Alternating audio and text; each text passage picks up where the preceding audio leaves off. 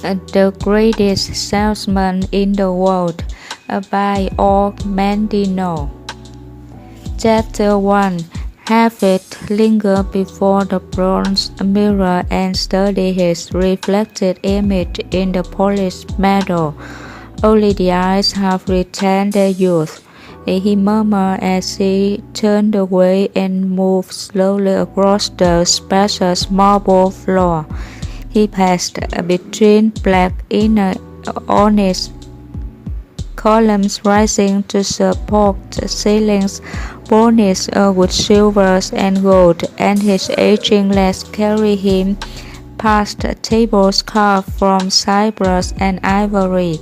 Torches shall gleam from couches and divans, and the walls, inlaid with gems, shimmer with brocades of the most painstaking design.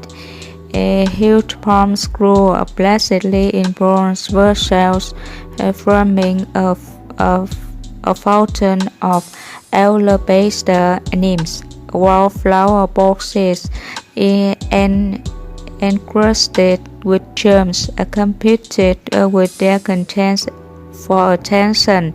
No visitor to have his palace could doubt that he was indeed a person of great wealth. The old man passed through an enclosed garden and entered his warehouse, which extended beyond the mansion for 500 paces. Erasmus, his chief bookkeeper, waited uncertainly just beyond the entryway. Greetings, sire. Harvey nodded and continued on his silence. Erasmus followed, his face unable to disguise concern at the master's unusual request for a meeting in this place. Near the loading platforms, Harvey paused to watch goods being removed from baggage wagons and counted into separate stores. There are wools, fine linens, parchment, honey, carpets, and oil from Asia Minor, glass, figs, nuts, and balsam from his own country, textiles and drugs from Palmyra, ginger, cinnamon, and precious stones from Arabia, corn, paper, granite, alabaster, and basalt from Egypt, tapestries from Babylon, paintings from Rome, and statues from Greece. The smell of balsam was heavy in the air, and heavy, sensitive old nose detected the presence of sweet plums, apples, cheese, and ginger. Finally, he turned to Erasmus. Old friend, how much wealth is there now accumulated in our treasury?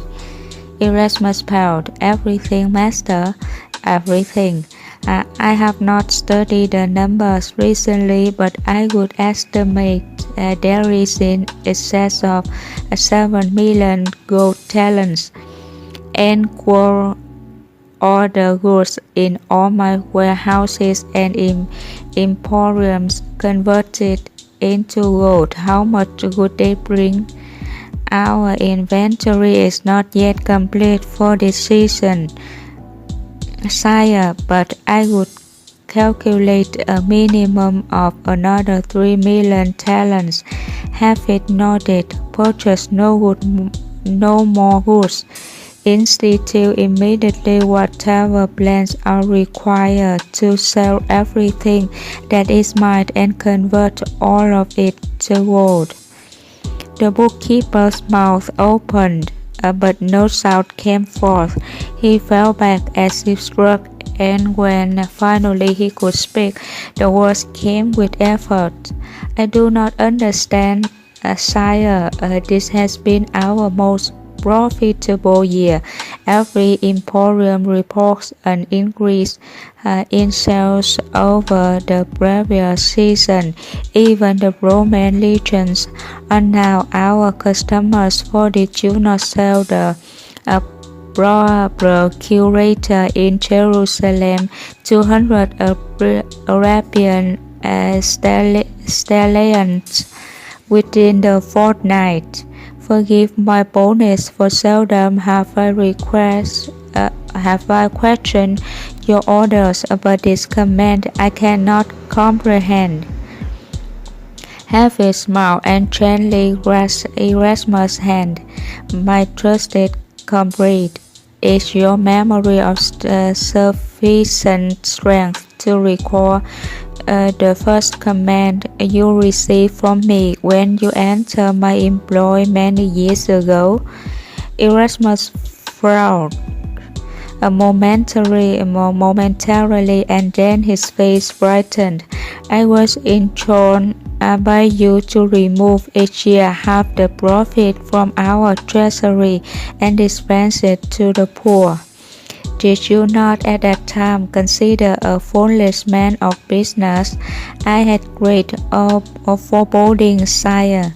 Harvey nodded and spread his arms toward the loading platforms. Will you now admit that your concern was without ground? Yes, sire.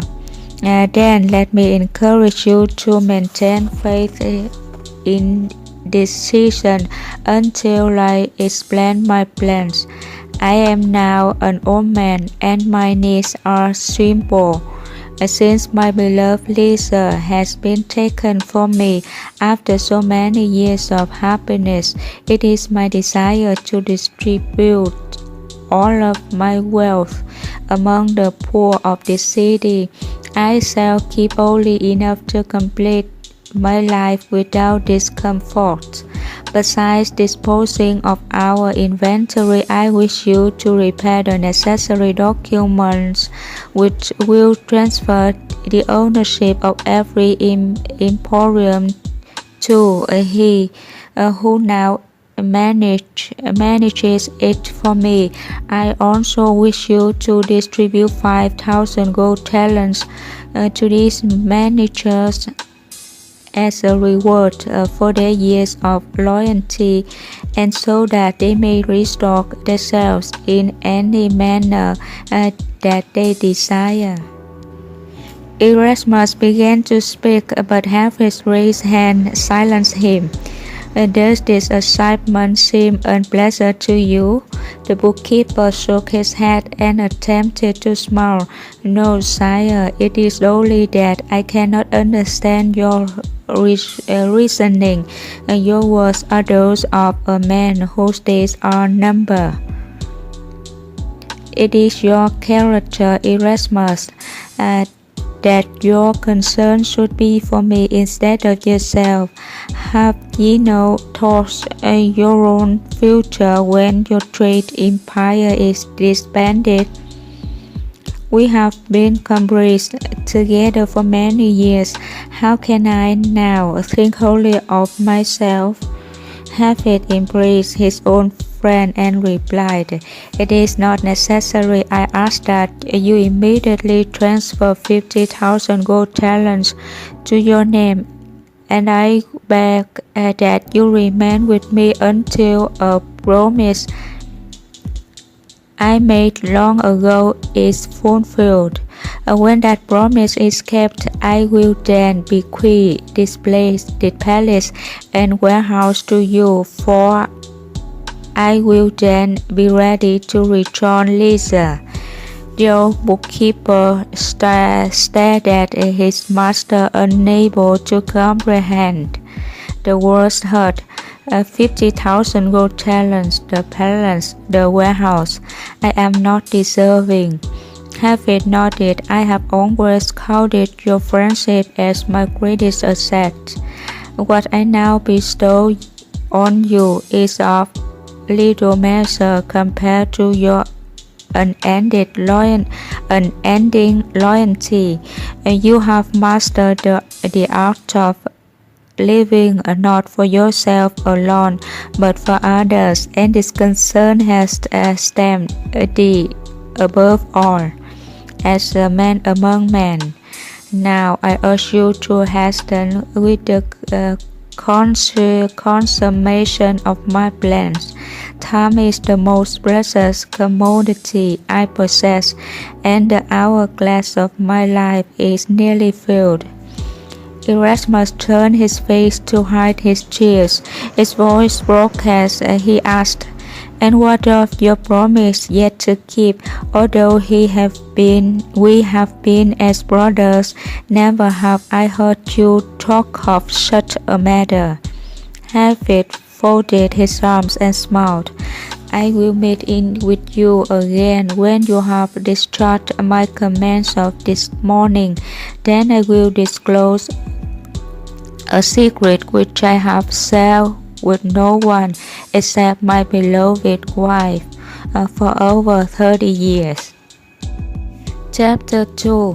And so it came to pass that a heavily guarded caravan soon departed from Damascus, carrying certificates of ownership and gold for those who managed each of Hafid's trade emporiums, from Obed in Joppa to Reo at Petra.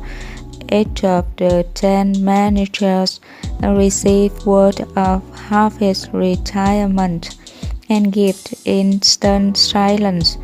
Eventually, after making its last stop at the Emporium in Antipatris, the caravan's mission was complete. The most powerful trade empire of its time was no more. His heart heavy with sadness, Erasmus sent word to his master that the warehouse was now empty and the emporiums no longer bore the proud banner of Hafid.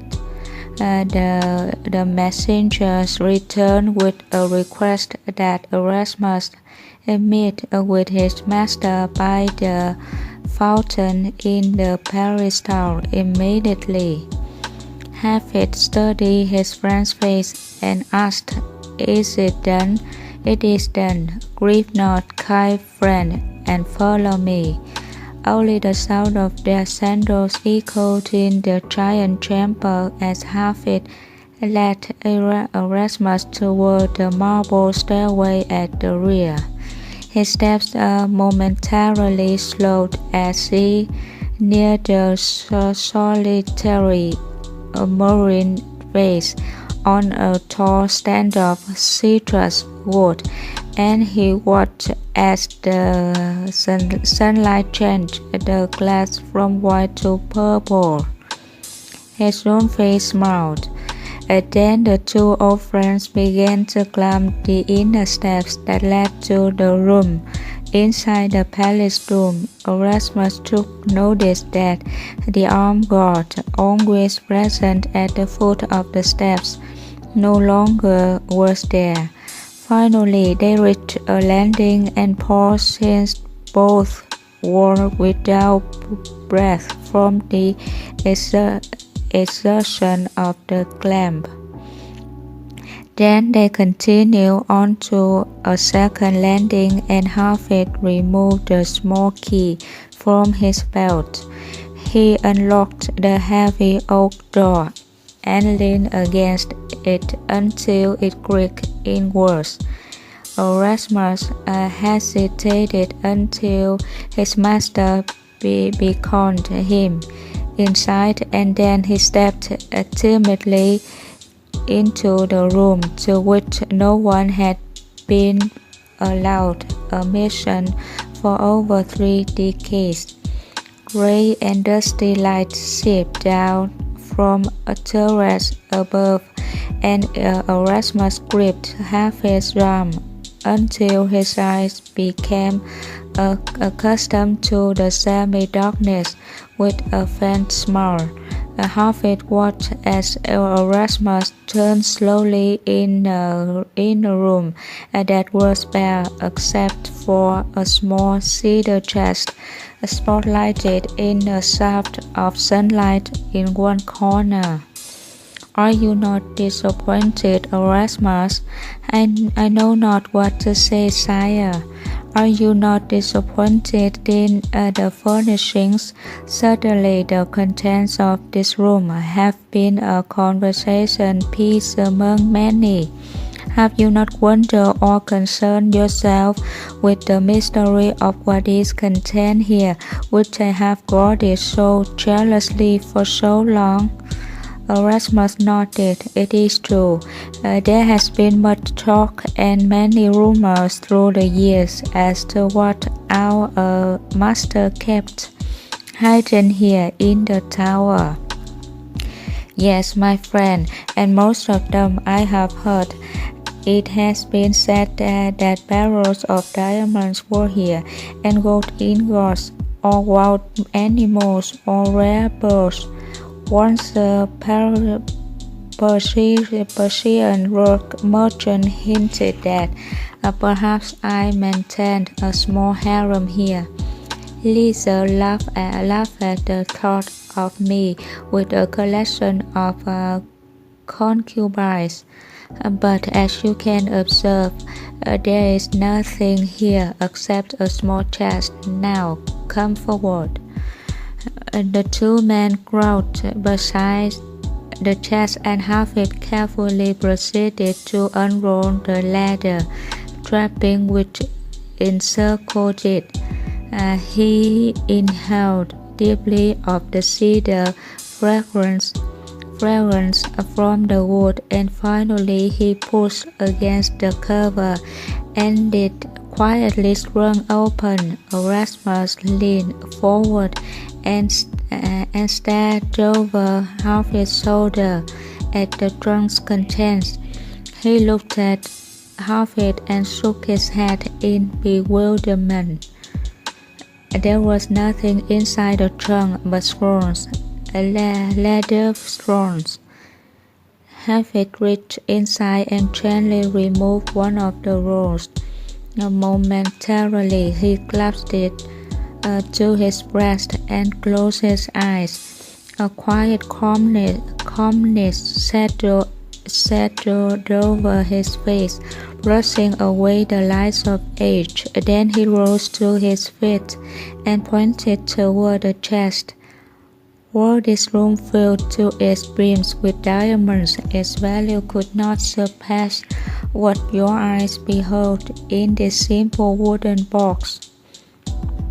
All the success, happiness, love, peace of mind, and wealth that I have enjoyed is directly traceable to what is contained in these few thrones.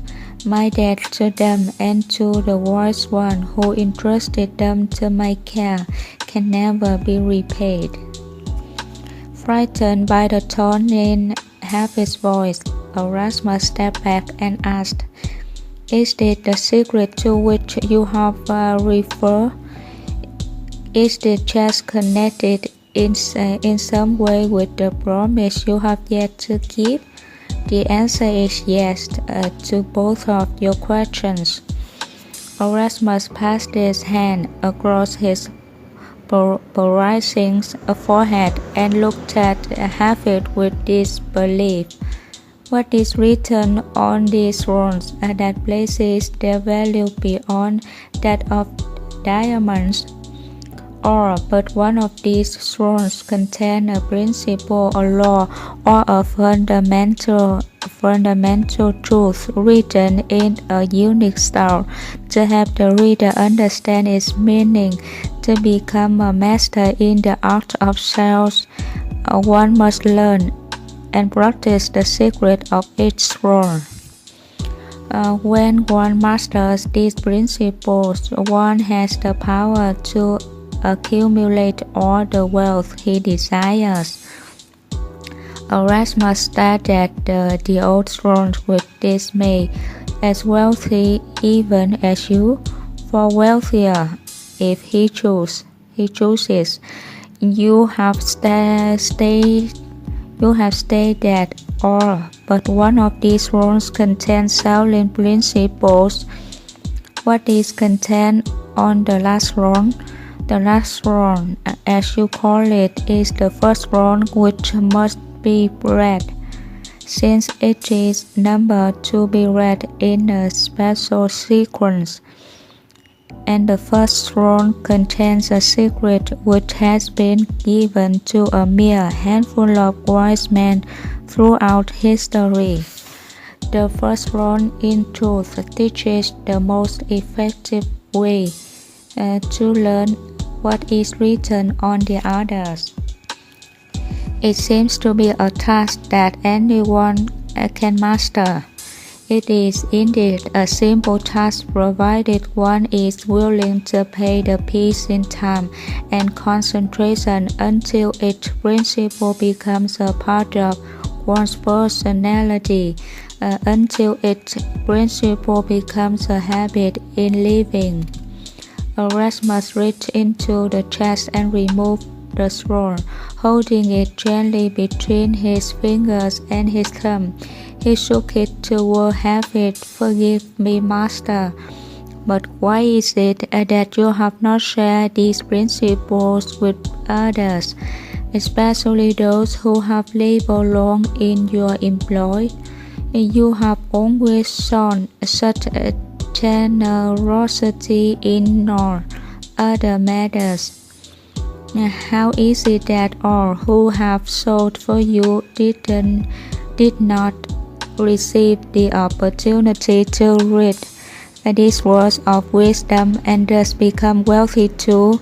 At the very least, all would have been better sellers of goods with such valuable knowledge. Why have you kept these principles to yourself for all these years? I have no choice. Many years ago, when these rules were entrusted to my care, I was made to promise under oath that I would share their contents with only one person.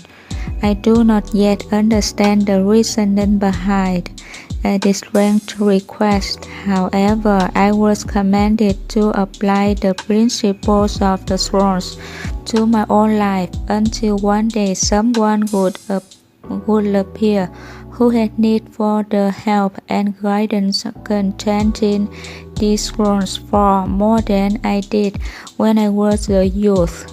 I was told that through some sign I would recognize the individual to whom I was to pass the scrolls, even though it was possible that the individual would not know that he was seeking the scrolls. I have waited patiently, and while I waited, I applied these principles as I was given permission to do.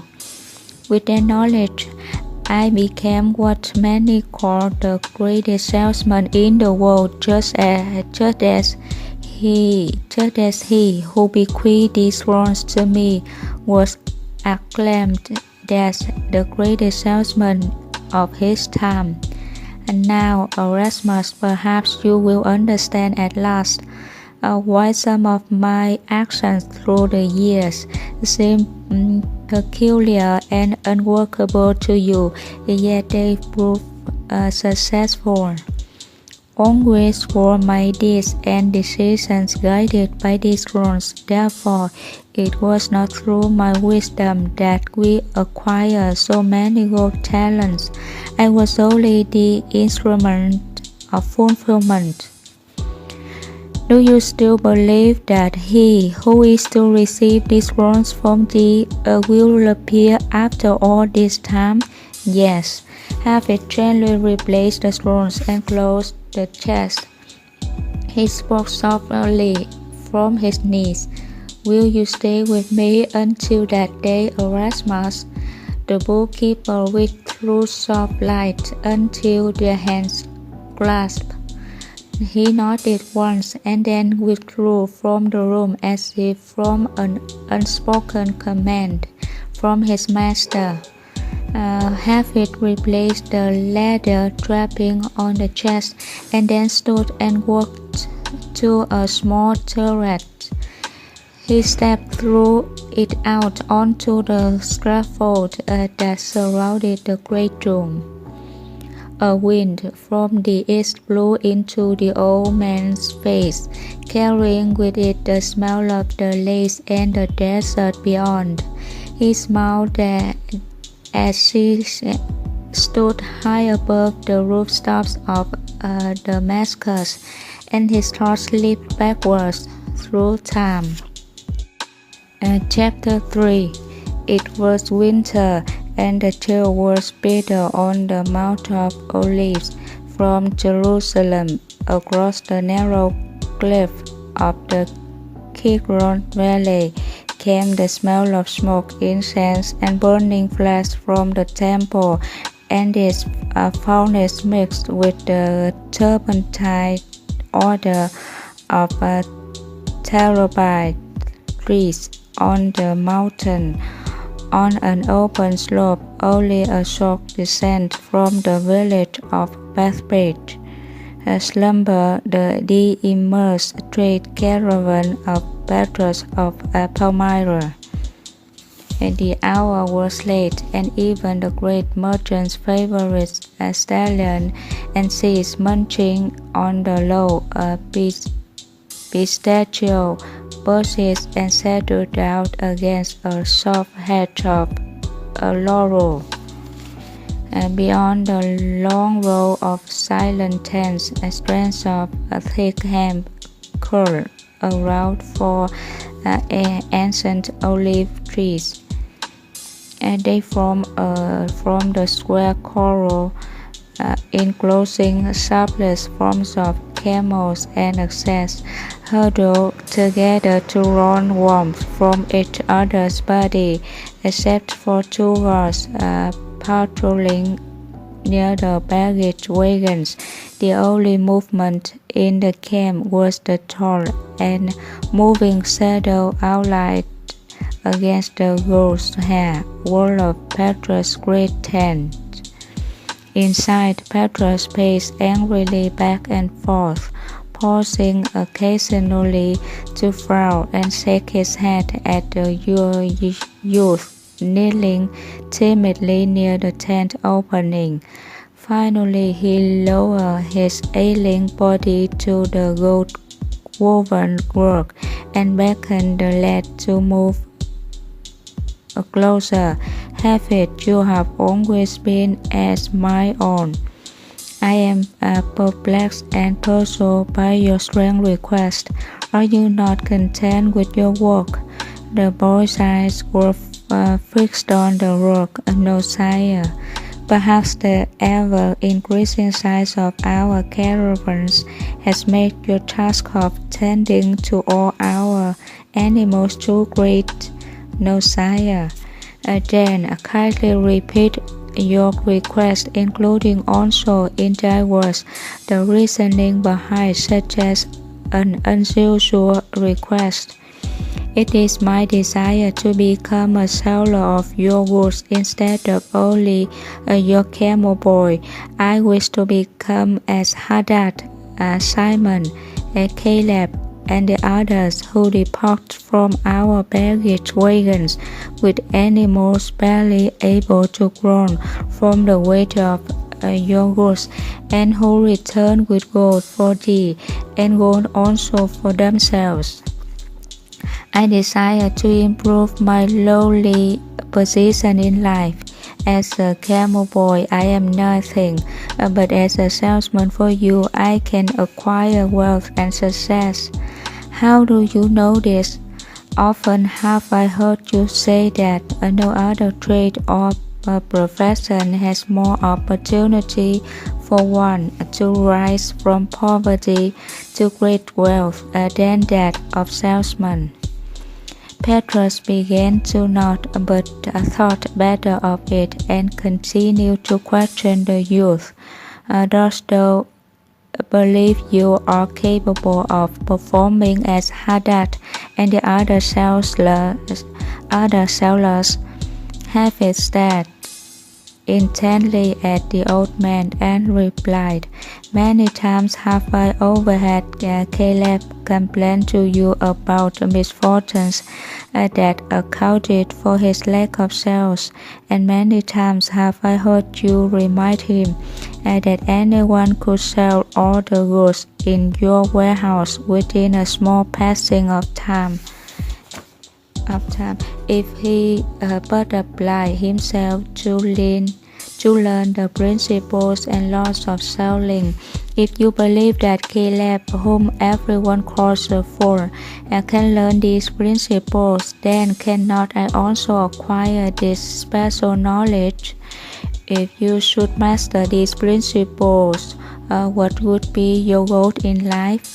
Hafid hesitated and then said, "It has been repeated throughout the land that you are a great salesman. The world has never seen a great empire such as you have built through your mastery of salesmanship.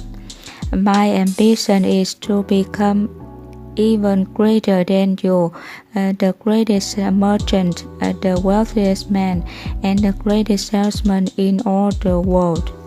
Petrus leaned back and studied the young, dark face. The smile from the animals was still on his clothes, but the youth displayed little humility in his manner. "And what will you do with all this great wealth and the fearsome power that will surely accompany it?" "I will do as you do. My family will be provided with the finest of worldly goods, and the rest I will share with those in need." Petrus shook his head. "Wealth, my son, should never be your goal in life. Your words are eloquent, but they are mere words. True wealth is of the heart, not of the purse." Hafid persisted. "Although not wealthy, sire." The old man smiled at Hafid's boldness. "Hafid, so far as material wealth is concerned, there is only one difference between myself and the lowliest beggar outside Herod's palace. The beggar thinks only of his next meal, and I think only of the meal that will be my last. No, my son, do not aspire for wealth and labor not only to be rich. Strive instead for happiness, to be loved and to love, and most important, to acquire peace of mind and serenity." Hafid continued to persist, "But these things are impossible without gold. Who can live in poverty with peace of mind? How can one be happy with an empty stomach? How can one demonstrate love for one's family if he is unable to feed and clothe and house them? You yourself have said that wealth is good when it brings joy to others. Why then is my ambition to be wealthy not a good one? Poverty may be a privilege and even a way of life for the monk in the desert, for he has only himself to sustain and none but his God to please. But I consider poverty to be the mark of the lack of ability or a lack of ambition. I am not deficient in either of these qualities."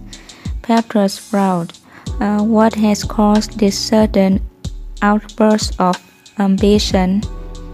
You speak of providing for a family, yet you have no family, lest it be I, who have adopted you since the pestilence removed thy mother and father.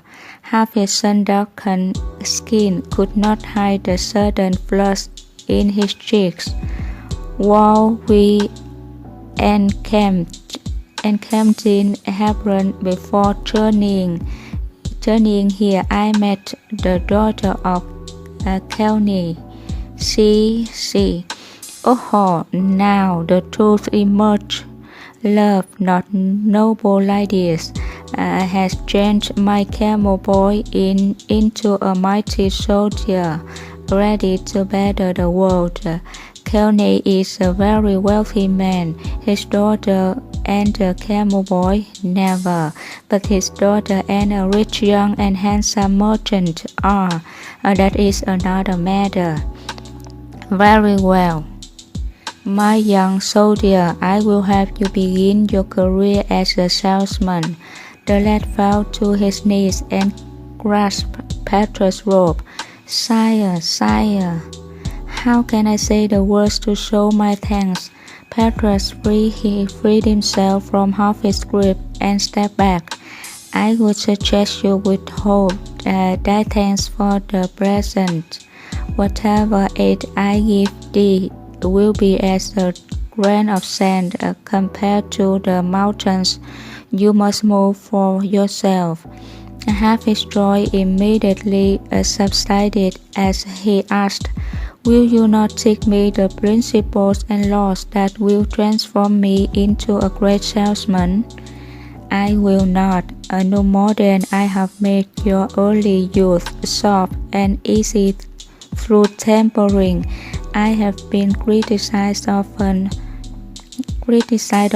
for condemning my adopted son to the life of a camel boy, but I believe that if the right fire was burning inside it, would eventually emerge, and when it did, you would be far more a man for your years of difficult toil. Tonight, your request has made me happy, for the fire of ambition glows in your eyes and your face shines with burning desire. This is good and my judgment is vindicated, but you must still prove that there is more behind your words than air. Half it was silent, and the old man continued.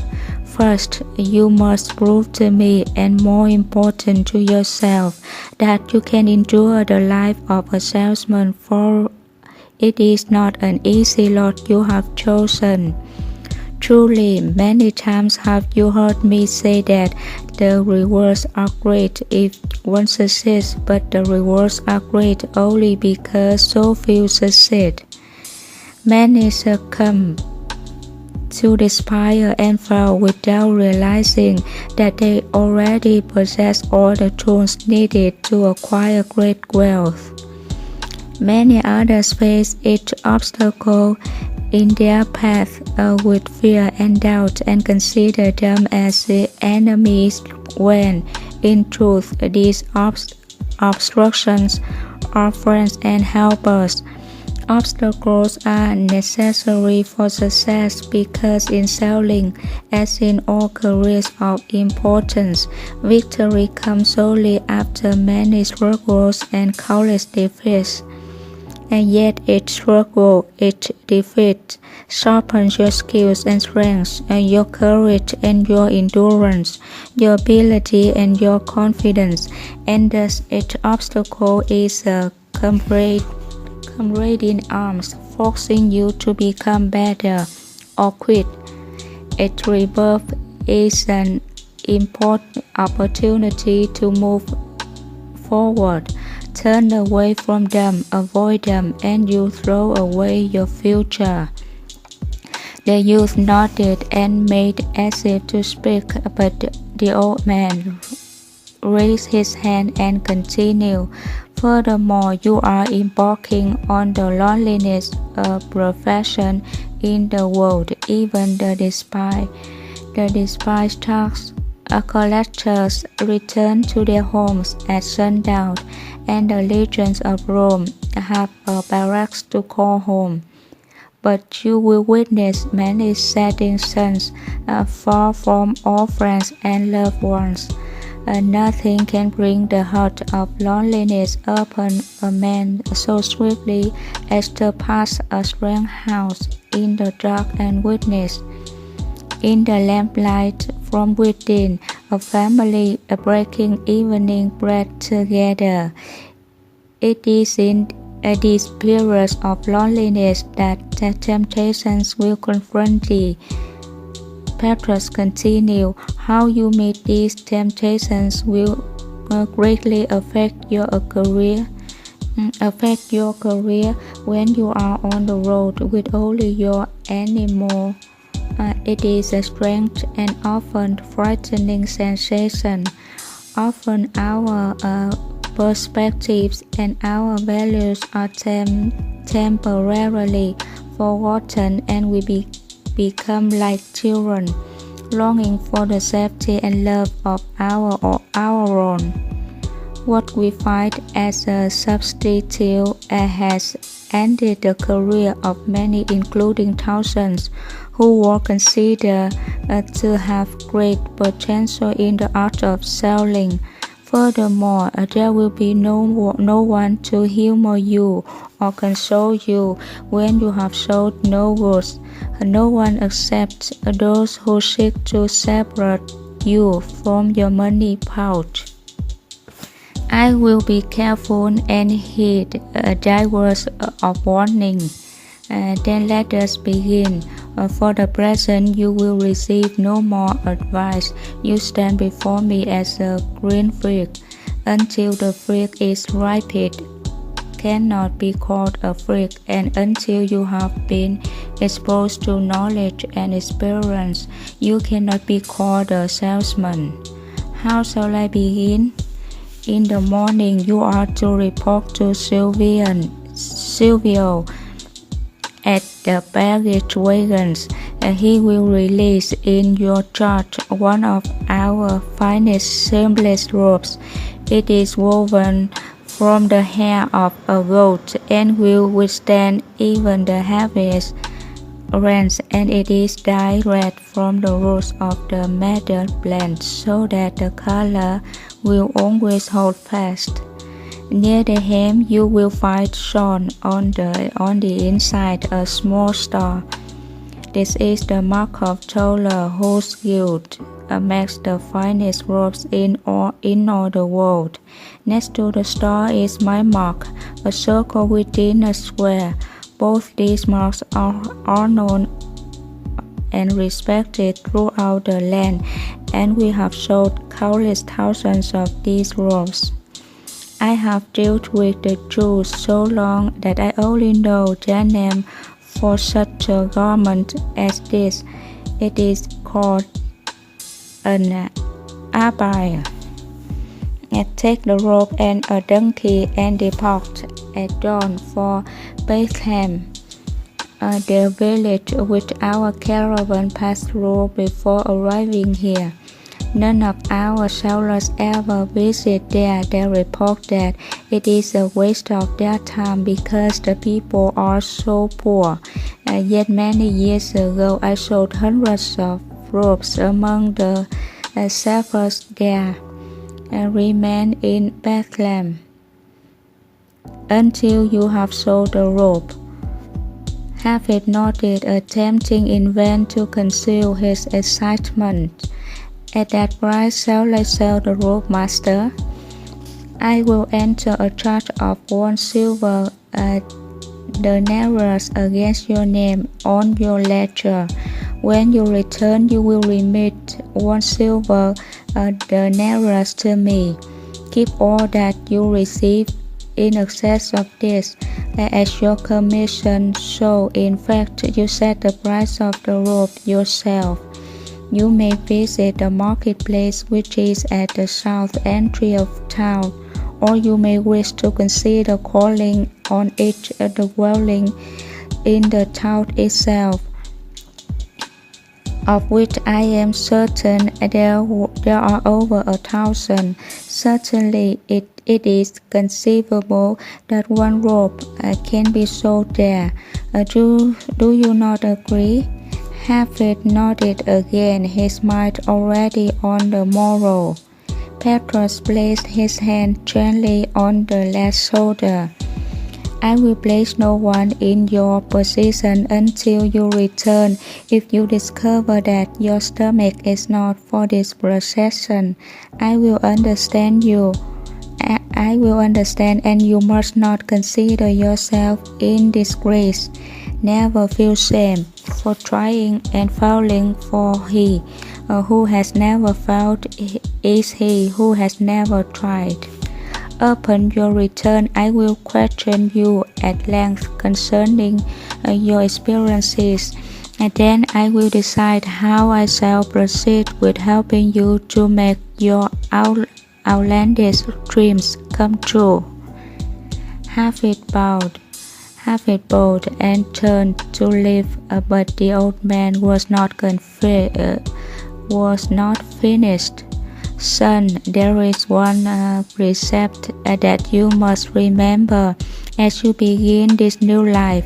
Keep it always in your mind, and you will overcome seemingly impossible obstacles that are certain to confront you, as they do everyone with ambition. Have it waited, yes, sire. A failure will never overtake you if your determination to succeed is strong enough. Petrus stepped close to the youth. Do you comprehend the full meaning of my words? Yes, sire. Then repeat them to me. Failure will never overtake me if my determination to succeed is strong enough. Chapter 4.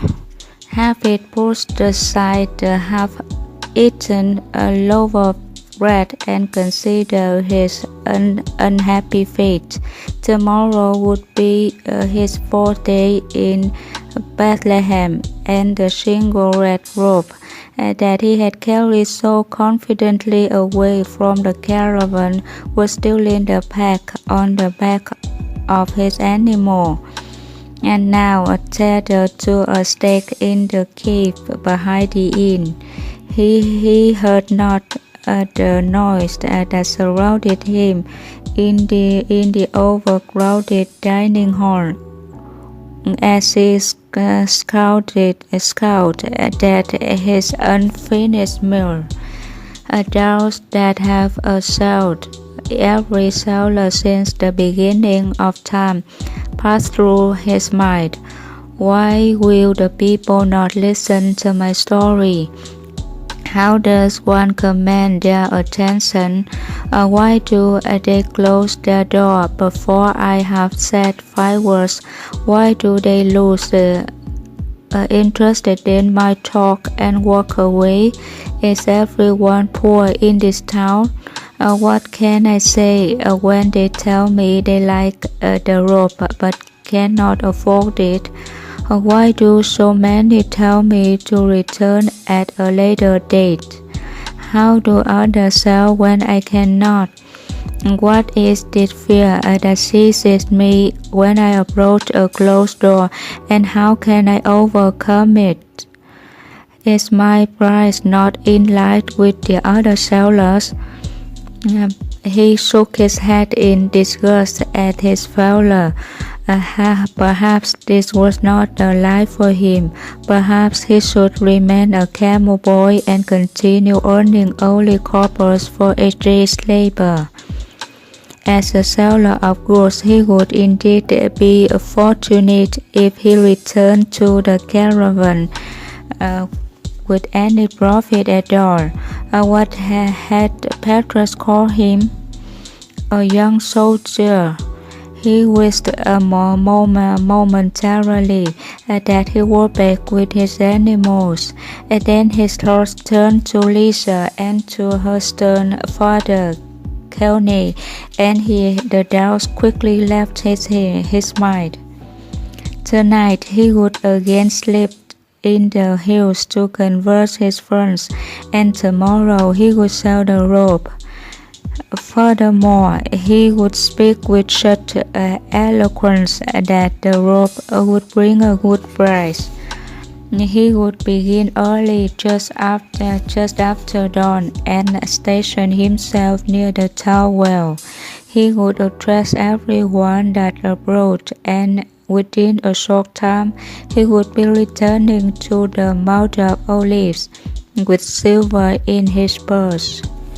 He reached for the unfinished bread and began to eat while he thought of his master.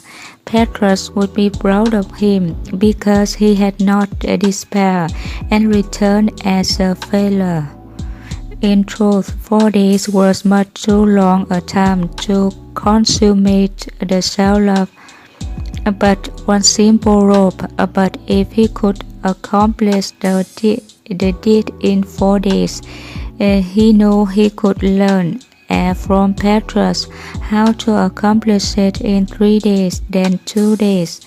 In time he would become so proficient that he would sell many ropes every hour. Then he would indeed be a salesman of repute.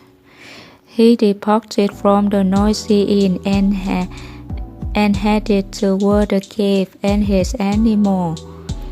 The children had stiffened the grass with a thin coating of frost, and each blade crackled with complaint from the pressure of his sandals. Harvard decided not to ride into the hills tonight. Instead, he would rest in the cave with his animal. Tomorrow, he knew, would be a better day, although now he understood why the others always bypassed this unprosperous village. They had said that no sales could be made here, and he had recalled there was every time someone had refused to buy his robe. Yet Petrus had sold hundreds of robes here many years ago. Perhaps times had been different then, and after all, Petrus was a great salesman. A flickering light from the cave caused him to hasten his steps for fear that a thief was within. He rushed through the opening in the lampstand, ready to overcome the criminal and recover his possessions. Instead, the chestnut immediately left his body at the sight that confronted him. A small candle forks between a cleft in the cave wall shone faintly on a bearded man and a young woman huddled closely together. Their feet in a hollowed-out stone that usually held cattle fodder slept in front. Harvard knew little of such things, but he sensed that the baby was newborn from the child's wrinkled and crimson skin.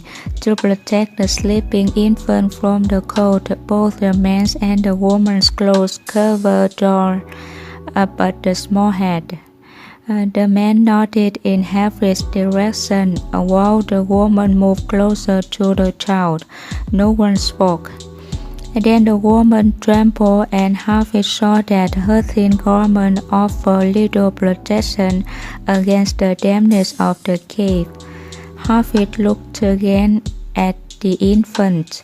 He was fascinated as the small mouth opened and closed, almost in a smile, and a strange sensation passed through him. For some unknown reason, he thought of leisure. The woman trembled again from the cold, and her sudden movement returned Harvard from his daydreaming. After painful moments of indecision, the would-be seller of goods walked to his animal. He carefully untied the knots, opened his pack, and withdrew the rope. He unrolled it and rubbed his hands over the material. The red dye glowed in the candlelight, and he could see the mark of Petrus and the mark of Toller on its underside. the circle in the square and the star. How many times had he held this rope in his tired arms in the past 3 days? It seemed as if he knew every weave and fiber of it. This was indeed a rope of quality. With care, it would last a lifetime. Harvey closed his eyes and sighed. Then he walked swiftly toward a small family and knelt on the straw beside the infant, and gently removed first the father's tattered cloak and then the mother's from the manger. He handed it back to its owner. Both were too shocked at Harvey's boldness to react. Then Harvey opened this precious red robe and wrapped it gently around the sleeping child. Moisture from the young mother's kiss was still on Harvey's cheek as he led his animal out of the cave. Directly above him was the brightest star Harvey had ever seen. He stared up at it until his eyes filled with tears, and then he headed his animal through the path that led toward the main road back to Jerusalem and the caravan on the mountain. Chapter 5. Harvey rose slowly, his head bowed so that he no longer noticed the star spreading its path of light before him. Why had he committed such a foolish act? He knew not those people in the cave. Why had he not attempted to show the rope to them? What would he tell Petrus and the others? They would roll on the road with laughter when they learned he had given away a rope with which he had been charged.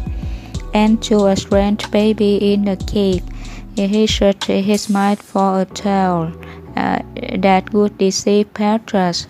Perhaps he could say that the rope had been stolen from his animal while he was in the dining hall. Would Petrus believe such a tale?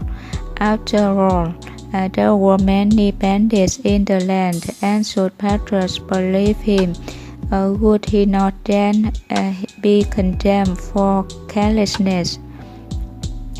All too soon he reached the path that led through the garden of Gethsemane. He dismounted and walked warily ahead of the mule until he arrived at the caravan. The light from above made it seem as daylight and confrontation he had been dreading was quickly upon him as he saw Petrus outside his tent, staring into the heavens. Harvey remained motionless, but the old man noticed him almost immediately. There was awe in the voice of Petrus as he approached the youth and asked, "Have you come directly from Bethlehem?" "Yes, Master." Are you not alarmed that a star should follow you?" "I had not noticed, sire." I had not noticed. I have been unable to move from this spot since I first saw that star rise above Bethlehem nearly 2 hours ago. And never have I seen one with more color and brightness. Then, as I watched, it began to move in the heavens and approach our caravan. Now that it is directly overhead, you appear, and by the gods, it moves no more." Petrus approached Harvey and studied the youth's face closely as he asked, "Did you participate in some extraordinary event while in Bethlehem?" "No, sire. The old man frowned as if deep in thought. I have never known a light or an experience such as this. Hafid flinched. This night I shall never forget either, master. Oh no, oh, then something did indeed happen this evening. How is it did thou return at such a late hour? Hafid was silent as the old man turned and blotted at the pack on Hafid's mirror. It is empty, suggest at last. Come into my tent and tell me of your experiences. Since the gods have turned night into day, I cannot sleep, and perhaps your words will furnish some clue as to why a star should follow a camel boy. Petrus reclined on his cot and listened with closed eyes to have his long tale of endless refusals, rebuffs, and insults which had been encountered in Bethlehem. Occasionally he would nod as when Hafid described the pottery merchant who had thrown him bodily from his shop, and he smiled when told of the Roman soldier who had flung the rope back in Hafid's face when the young sailor had refused to reduce his price. Finally, Hafid, his voice hoarse and muffled, was describing all the doubts and had besieged him in the inn this very evening. Petrus interrupted him. Hafid, as well as you can recall, relate to me every doubt that passed through your mind as you sat feeling sorry for yourself. When Hafid had named them all to the best of his recollection, the old man asked, now, what thought finally entered your mind, which drove away the doubts and gave you no courage to decide to try again to sell the rope on the morrow? Hafid considered his reply for a moment and then said, I thought only of the daughter of Calne. Even in that fouling, I knew that I could never face her again if I failed. And then Hafid's voice broke, but I felt her anyway. You failed? I do not understand. The rope did not return with thee. In a voice too low that Petrus found it necessary to lean forward in order to hear, Hafid related the incident of the cave, the infant, and the rope. As the youth spoke, Petrus glanced again and again at the open tent flap and the brightness beyond which still illuminated the campgrounds. A smile began to form in his puzzled face, and he did not notice that the lad had ceased with his story and was now shopping. Soon the shop subsided, and there was only silence in the great tent. Hafid dared not look up at his master. He had failed and proven that he was ill-equipped to be anything more than a camel boy. He fought back the urge to leap up and run from the tent. Then he felt the great salesman's hand on his shoulder and forced himself to look into the eyes of Petrus. My son, this trip has not been of much profit to you, no sire, but to me it has. The star which followed you has killed me of a blindness that I am reluctant to admit. I will explain this matter to you only after we return to Palmyra. And now I make a request of thee. Yes, master, our sailor will begin returning to the caravan before sundown tomorrow, and their animals will need your care. Are you willing to return to your duties as cowboy for the present? Hafid rose resignedly and bowed toward his benefactor. Whatever you ask of me, that I will do, and I am sorry that I have failed you. Go then, and prepare for the return of our men, and we shall meet again when we are in Palmyra.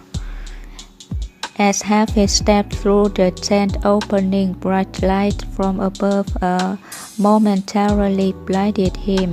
He rubbed his eyes and heard Petrus call from inside the tent. The youth turned and stepped back inside, waiting for the old man to speak. Petrus pointed toward him and said, "Sleep in peace, for you have not failed." The bright star remained above throughout the night. Chapter 6. Nearly a fortnight after the caravan had returned to its headquarters in Palmyra, Hafid was awakened from his straw cot in the stable and summoned to appear before Petrus. He hastened to the bedchamber of the master and stood uncertain before the huge bed with roughed occupants. Petrus opened his eyes and struggled with his coverings until he was sitting upright. His face was gaunt and blood vessels spurred in his hands. It was difficult for Hafid to believe that it was the same man with whom he had spoken only 12 days ago. Petrus motioned toward the lower half of the bed, and the youth sat carefully on its edge, waiting for the old man to speak. Even Petrus' voice was different in sound and pitch from their last meeting. "My son, ye have had many days to reconsider your ambitions. Is it still within thee to become a great salesman?" "Yes, sire." The ancient had nodded. "So be it. I had planned to spend much time with you, but as you can see, there are other plans for me. Although I consider myself a good salesman, I am unable to sell death on departing from my door. He has been waiting for days like a hungry dog at our kitchen door. Like the dog, he knows that eventually the door will be left unguarded." Coughing interrupted Petrus, and Hafid sat motionless as the old man grasped for air. Finally, the cough ceased, and Petrus smiled quickly. "Our time together is brief, so let us begin. First, remove the small cedar chest which is beneath this bed." Hafid knelt and pulled out a small leather-trapped box. He placed it below the contour made by Petrus legs on the bed. The old man cleared this growth. Many years ago, when I possessed less status than even a camel boy, I was privileged to rescue a traveler from the east who had been set upon by two bandits. He insisted that I had saved his life and wished to reward me, although I sought none. Since I had neither a family nor funds, he enjoined me to return with him to his home and kin, where I was accepted as one of his own. One day, after I had grown accustomed to my new life, he introduced me to this chest. Inside were 10 leather scrolls, each one number. The first contained the secret of learning. The others contain all the secrets and principles necessary to become a great success in the art of selling. For the next year, I was tutor each day on the wise words of the scrolls, and with the secret of learning from the first word, I eventually memorized every word on every scroll until they had become a part of my thinking and my life. They became habits. At last I was presented with a chest containing all 10 scrolls, a sealed letter, and a purse containing 50 gold pieces. The sealed letter was not to be opened until my adopted home was out of sight. I bade the family farewell and waited until I had reached the trade route to Palmyra before opening the letter. The contents commanded me to take the gold pieces, apply what I had learned from the scrolls, and begin a new life. The letter further commanded me to always share half of whatever wealth I would acquire with others less fortunate. But the letter scrolls were neither to be given nor shared with anyone until the day when I would be given a special sign that would tell me who was next chosen to receive these scrolls. Harvey shook his head. I do not understand, sire. I will explain. I have remained on watch for this person with a sigh for many years, and while I watch, I apply what I learned from the scrolls to amass a great fortune. I had almost come to believe that no such person would ever appear before my death until you return from your trip to Bethlehem. My first inkling that you were the chosen one to receive the scrolls came upon me when you appeared under the bright star that had followed you from Bethlehem. In my heart, I have tried to comprehend the meaning of this event, but I am resigned not to challenge the actions of the gods. Then, when you told me of giving up the robe, which meant so much to you, something within my heart spoke and told me that my long search was ended. I had finally found he who was ordained to next receive the chest. Strangely, as soon as I knew I had found the right one, my life's energy began to slowly drain away. And now I am near the end. But my long search is over, and I can depart from this world in peace. The old man's voice grew faint, but he clenched his bony fist and leaned closer to Harvey. Listen closely, my son, for I will have no strength to repeat these words. Harvey's eyes were moist as he moved nearer to his master. Their hands touched, and the great salesman inhaled with effort. I now pass on this chest and its valuable contents to thee, but first there are certain conditions to which you must agree. In the chest is a purse with 100 gold talents. This will enable you to live and purchase a small supply of rolls, with which you can enter the business world.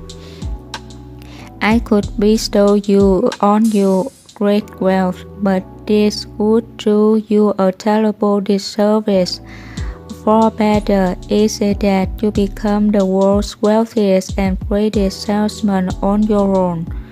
You see, I have not forgotten your goal. Depart from the city immediately and go to Damascus. There you will find unlimited opportunities to apply what the scrolls will teach. After you have secured a lodging, you will open only the scroll marked 1, and you are to read this over and over until you understand fully the secret method which it really relates, and which you will use in learning the principles of selling success contained on all the other scrolls. As you learn from each scroll, you can begin to sell the rest you have purchased. And if you combine what you learn with the experience you acquire and continue to study each scroll as instructed, your sales will grow in number each day. My first condition then is that you must swear under oath that you will follow the instructions contained in the scroll marked 1. Do you agree? Yes, sire. Good. And when you apply the principles of the scroll, you will become far wealthier than you have ever dreamed. My second condition is that you must constantly dispose of half your earnings to those less fortunate than you. There must be no deviation from this condition. Will you agree? Yes, sire. And now the most important condition of all. You are forbidden to share the scrolls or the wisdom you contain with anyone. One day there will appear a person who will transmit to you a sight just as the star, and your unselfish actions were the sight I sought. When this happens, you will recognize the sight even though the person transmitting it may be ignorant that he is the chosen person. And when your heart assures you that you are correct, you will pass over to him or her the chest and its contents. And when this is done, there need be no conditions imposed on the receiver such as were imposed on me, and which I now impose on you. The letter which I received so long ago commanded that the third to receive the scrolls could share their message with the world if he so desires. Will you promise to carry out this third condition? I will. Petrus sighed in relief as if a heavy weight had been removed from his body. He smiled quickly and cupped half his face in his body hands. Take the chest and depart. I will see thee no more. Go with my love and with my wishes for success, and may your leisure eventually share all the happiness your future will bring you. Tears unshamedly rolled down half his cheeks as he took the chest and carried it through the open bedroom door. He paused outside, placed the chest on the floor, and turned back toward his master. Failure will never overtake me if my determination to succeed is strong enough. The old man smiled faintly and nodded. He raised his hand in farewell. Chapter 7. Hafid with his animal entered the walled city of Damascus through the east gate.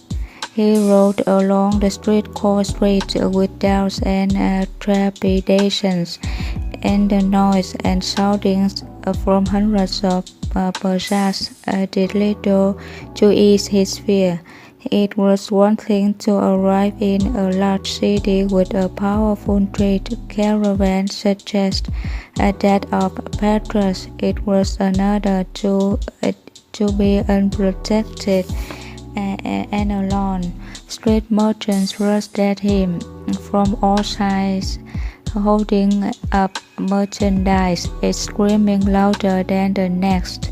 He passed sell-like shops and bazaars displaying craftsmanship of coppersmiths, silversmiths, settlers, weavers, carpenters, and a step of his mill brought him face to face with another vendor, hands outstretched, wailing words of self-pity. Directly ahead of him, beyond the western wall of the city, rose a German. Although the season was summer, its top was still capped with white, and it seemed to look down on the cacophony of the marketplace with tolerance and forbearance. Eventually, Harvey turned off the famous street and inquired about lodging, which he had no difficulty finding in an inn called Mocha. His room was clean, and he paid his rent for a month in advance, which immediately established his standing with Antonin, the owner. And then he stabled his animal behind the inn, bathed himself in the waters of the Borada, and returned to his room. He placed the small cedar chest at the foot of his cot and proceeded to unroll the leather strappings. The cover opened easily, and he gazed down at the leather scrolls. Finally, he reached inside and touched the leather. It gave under his fingers as if it were alive, and he hurriedly withdrew his hand. He arose and stepped toward the lattice window, through which shouts poured from the noisy marketplace nearly half a mile distant. Fear and doubt returned again as he looked in the direction of the muffled voices, and he felt his confidence waning. He closed his eyes, leaned his head against the wall, and cried aloud, "How foolish I am to dream that I, a mere camel boy, will one day be acclaimed as the greatest salesman in the world, when I have not even the courage to ride through the stores of the hawkers in the street. Today my eyes have witnessed hundreds of salesmen, all far better equipped for their profession than I. All had boldness, enthusiasm, and persistence. All seemed equipped to survive in the jungle of the market. How stupid and presumptuous to think I can compete with and surpass them. Petrus, my Petrus, I fear that I will fail you again." He threw himself on his cot, and weary from his travels, he sobbed until he slept. When he awoke, it was morning. Even before he opened his eyes, he heard the trip. Then he sat up and stared in disbelief at the sparrow perched on the open cover of the chest containing the scrolls. He ran to the window. Outside, thousands of sparrows clustered in the fig trees and sycamores. Each welcomed the day with song. As he watched, some landed on the window ledge but quickly flew away when Harvey moved even slightly. Then he turned and looked at the chest again. His father, a visitor, cocked his head and stared back at the youth. Harvey walked slowly to the chest, his hand extended. The bird leaped into his palm. Thousands of your kind are outside and afraid, but you had the courage to come through the window. The bird pecked sharply at half his skin, and the youth carried him toward the table where his knapsack contained bread and cheese. He broke off chunks and placed them beside his small friend, who began to eat. A thought came to have it, and he returned to the window. He rubbed his hand against the openings in the lattice. They were so small that it seemed almost impossible for the sparrow to have entered. Then he remembered the voice of Petrus, and he repeated the words aloud. Failure will never overtake you if your determination to succeed is strong enough. He returned to the chest and reached inside. One ledger scroll, and more worn than the rest. He removed it from the box and gently unrolled it. The fear he had known was gone. And then he looked toward the sparrow. He too was gone. Only crumbs of bread and cheese remained as evidence of his visit from the little bird with courage. Half-it glanced down at the scroll. Its heading read, "The scroll marked 1." He began to read. Chapter 8. The Scroll Mark 1. Today I begin a new life. Today I shed my own skin, which had too long suffered the bruises of failure and the wounds of mediocrity. Today I am born anew, and my birthplace is a vineyard where there is fruit for all. Today I will pluck grapes of wisdom from the tallest and fullest vines in the vineyard, for these were planted by the wisest of my profession, who have come before me generation upon generation. Today I will savor the taste of grapes from these vines, and verily I will swallow the seed of the success buried in it, and new life will sprout within me.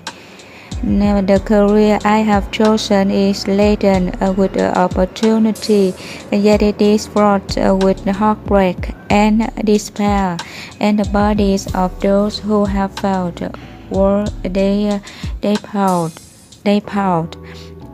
one atop another, would cast its shadow down upon all the pyramids of the earth.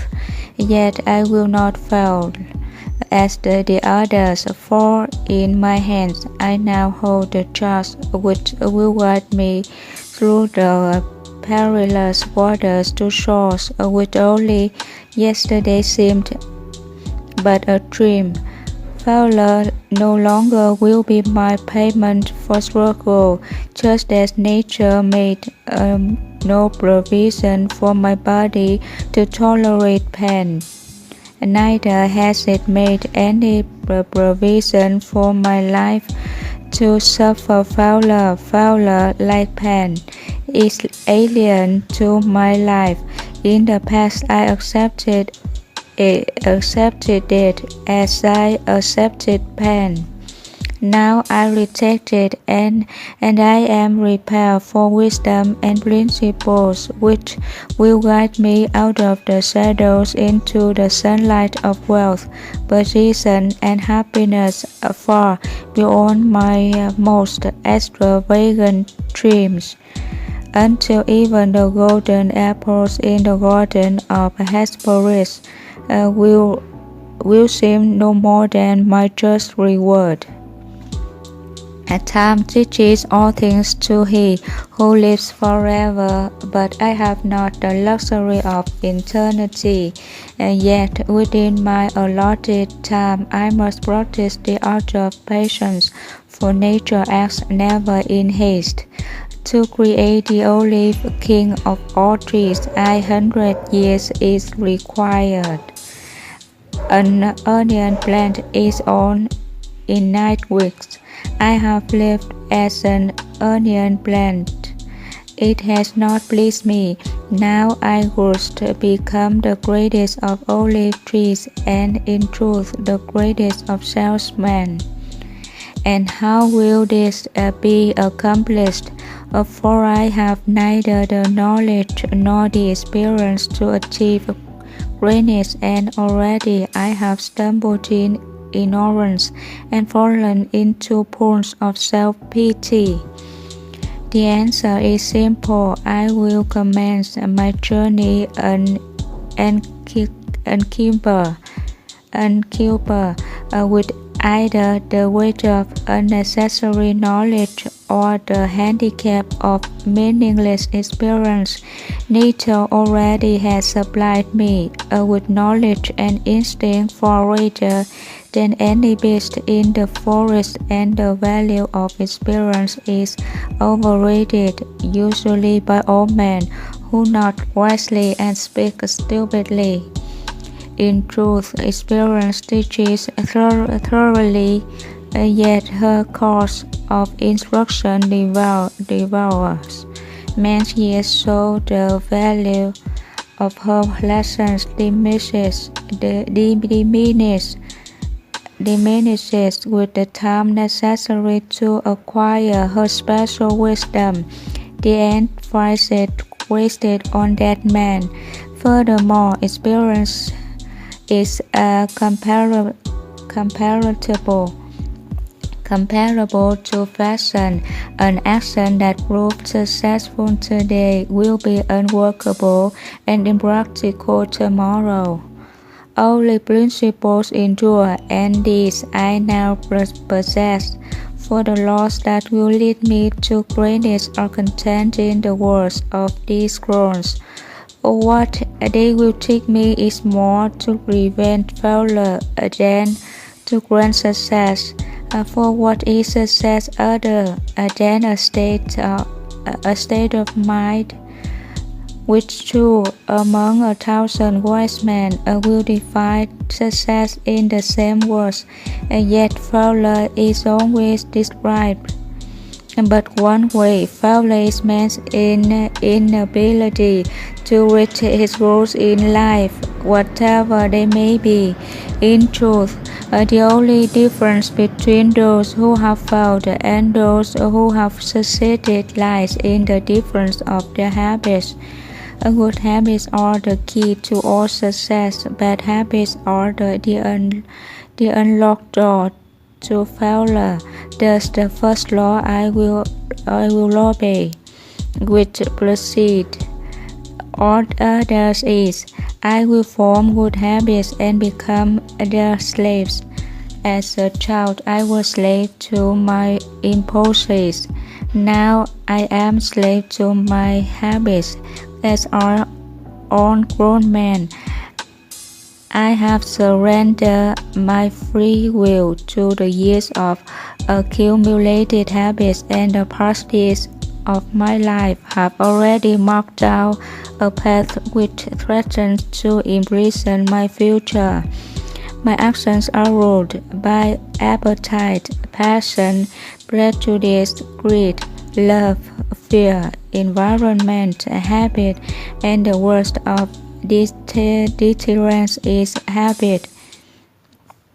Therefore, if I must be a slave to habit, let me be a slave to good habits. My bad habits must be destroyed, and a new furrows repaired for good seed. I will form good habits and become their slave. And how will I accomplish this difficult feat? Through these rules it will be done, for each rule contains a principle which will drive a bad habit from my life and replace it with one which will bring me closer to success. For it is another of nature's laws that only a habit can subdue another habit. So in order For these written words to perform the chosen task, I must discipline myself with the first of my new habits, which is as follows. I will read each throne for 30 days in this prescribed manner. Before I proceed to the next throne, first I will read the words in silence when I arise. Then I will read the words in silence after I have partaken of my midday meal. Last, I will read the words again just before I retire at day's end. And most important, on this occasion, I will read the words aloud. On the next day, I will repeat this procedure, and I will continue in like manner for 30 days. Then I will turn to the next throne and repeat this procedure for another 30 days. I will continue in this manner until I have lived with each throne for 30 days, and my reading has become a habit. And what will be accomplished with this habit? Herein lies the hidden secret of all man's accomplishments. As I repeat the words daily, they will soon become a part of my active mind. But more important, they will also seep into my other mind, and that mysterious source which never sleeps, which creates my dreams and often makes me act in ways I do not comprehend. As the words of these runes are consumed by my serious mind, I will begin to awake each morning with a vitality I have never known before. My vigor will increase, my enthusiasm will rise, my desire to meet the world will overcome where fear I once knew at sunrise, and I will be happier than I ever believed it possible to be in this world of strife and sorrow.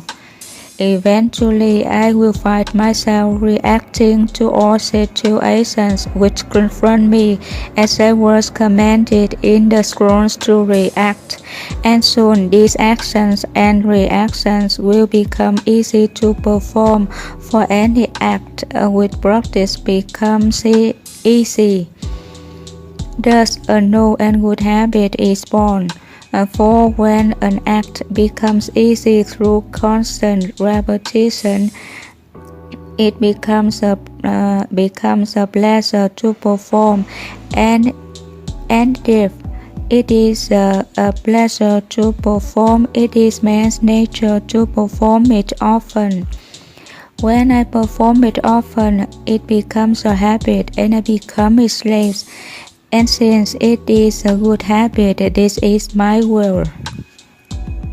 Today I begin a new life, and I make a solemn oath to myself that nothing will retard my new life's growth. I will lose not a day from these readings, for that day cannot be retrieved, nor can I substitute another for it. I must not, I will not break this habit of daily reading from these runes, and in truth, the few moments spent each day on this new habit are but a small price to pay for the happiness and success that will be mine. As I read and reread the words in the scrolls to follow, and never will I allow the brevity of its throne nor the simplicity of its words to cause me to treat the throne's message lightly. Thousands of grapes are pressed to fill one jar with wine, and the grape skin and pulp are tossed to the birds. So it is with these grapes of wisdom from the ages. Much has been filtered and tossed to the wind. Only the pure truth lies distilled in the words to come. I will drink as instructed and spill not a drop, and the seed of success I will swallow. Today my old skin has been as dust. I will walk tall among men, and they will know me not. For today I am a new man with a new life. Chapter 9. The Scroll Mark II. I will greet this day with love in my heart, for it is the greatest secret of success in all ventures. Martial can split a shield and even destroy life, but only the unseen power of love can open the hearts of men. And until I master this art, I will remain no more than a peddler in the marketplace. I will make love my greatest weapon, and none on whom I call can defend against its foes. My reasoning they may counter, my speech they may distrust, my apparel they may disapprove. My face they may reject, and even my bargains may cause them suspicion,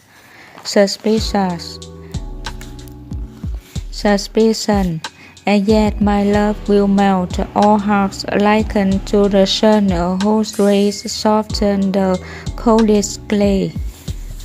I will greet this day with love in my heart. And how will I do this? And henceforth will I look on all things with love, and I will be born again. I will be born again. I will love the sun, for it warms my bones, and yet I will love the rain, for it cleanses my spirit. I will love the light, for it shows me the way, and yet I will love the darkness, for it shows me the stars. I will welcome happiness, for it enlarges my heart, yet I will endure sadness, for it opens my soul. I will acknowledge rewards, for they are my due, yet I will welcome obstacles, for they are my challenge. I will greet this day with love in my heart. And how will I speak? I will loud my enemies, and they will become friends. I will encourage my friends, and they will become brothers. Always will I dig for reasons to applaud, never will I scratch for excuses to worship. When I am tempted to criticize, I will bite on my tongue. When I am moved to praise, I will shout from the roofs. Is it not so that birds, the wind, the sea, and all nature speaks with the music of praise for their Creator? Cannot I speak with the same music to his children? Henceforth will I remember this secret, and it will change my life. I will greet this day with love in my heart. And how will I act? I will love all manners of men, for it has qualities to be admired even though they be hidden.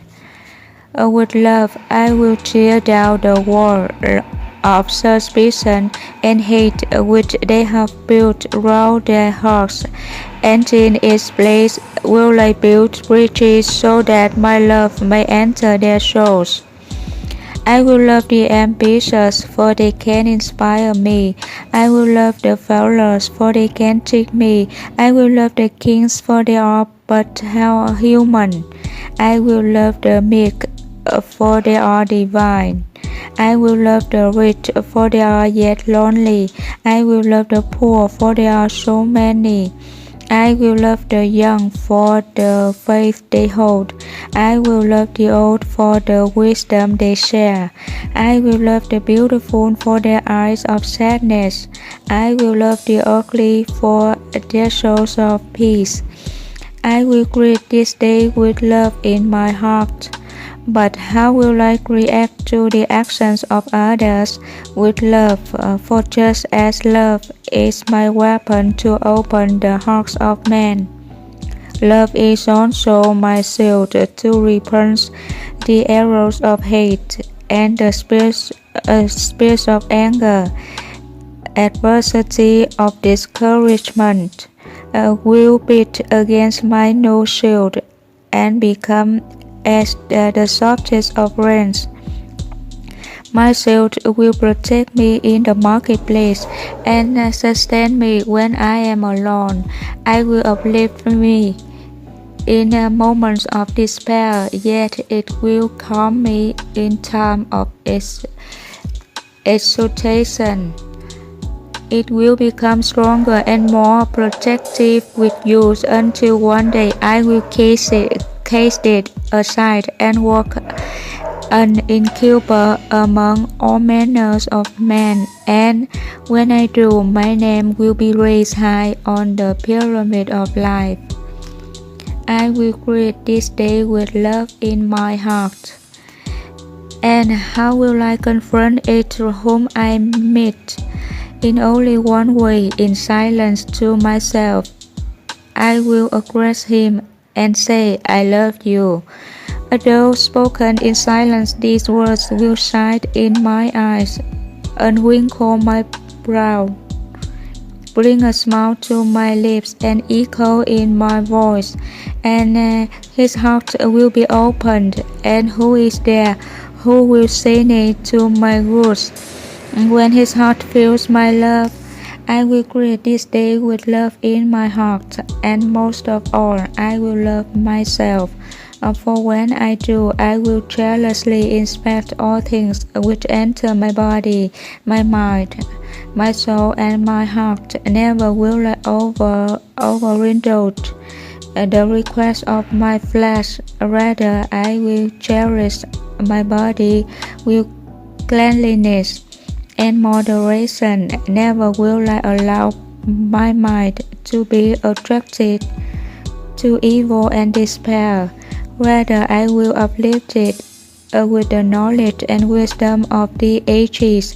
Never will I allow my soul to become complacent and satisfied. Rather, I will feed it with meditation and prayer. Never will I allow my heart to become small and bitter. Rather, I will share it, and it will grow and warm the earth. I will greet this day with love in my heart. Henceforth will I love all mankind. From this moment all hate is led from my veins, for I have not time to hate, only time to love. From this moment I take the first step required to become a man among men. With love I will increase my sales 100-fold and become a great salesman. If I have no other qualities, I can succeed with love alone. Without it, I will fail, though I possess all the knowledge and skills of the world. I will greet this day with love, and I will succeed. Chapter 10. The Scroll Mark 3. I will persist until I succeed. In the Orient, young bulls are tested for the fight arena in a certain manner. It is brought to the ring and allowed to attack a picador who breaks them with a lance. The bravery of each bull is then rated with care according to the number of times he demonstrates his willingness to charge in spite of the sting of the blade. Henceforth, till I recognize that each day I am tested by life in like manner. If I persist, if I continue to try, if I continue to charge forward, I will succeed. I will persist until I succeed.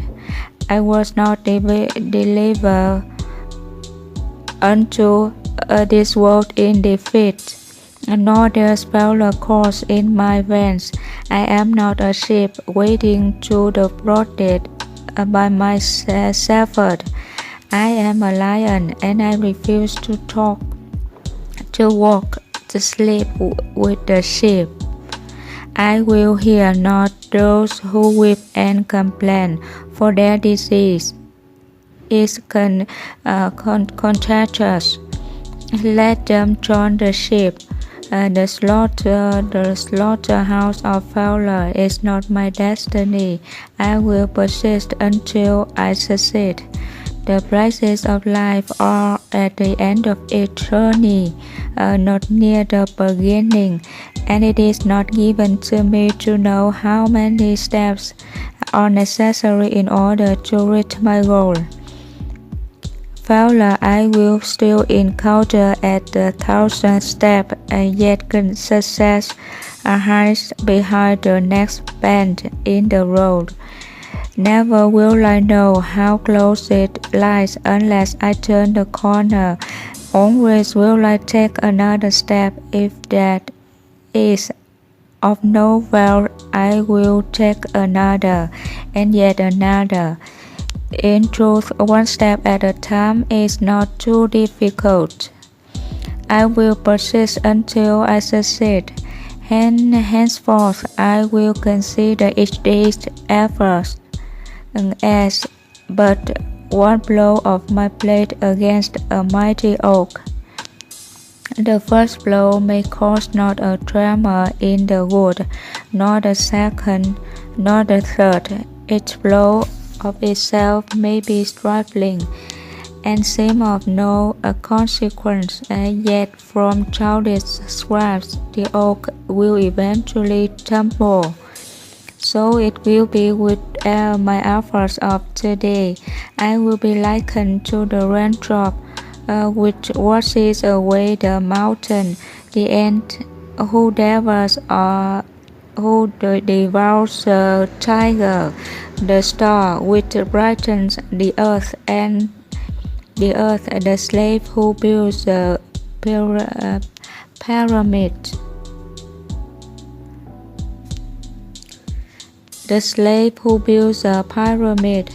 I will build my castle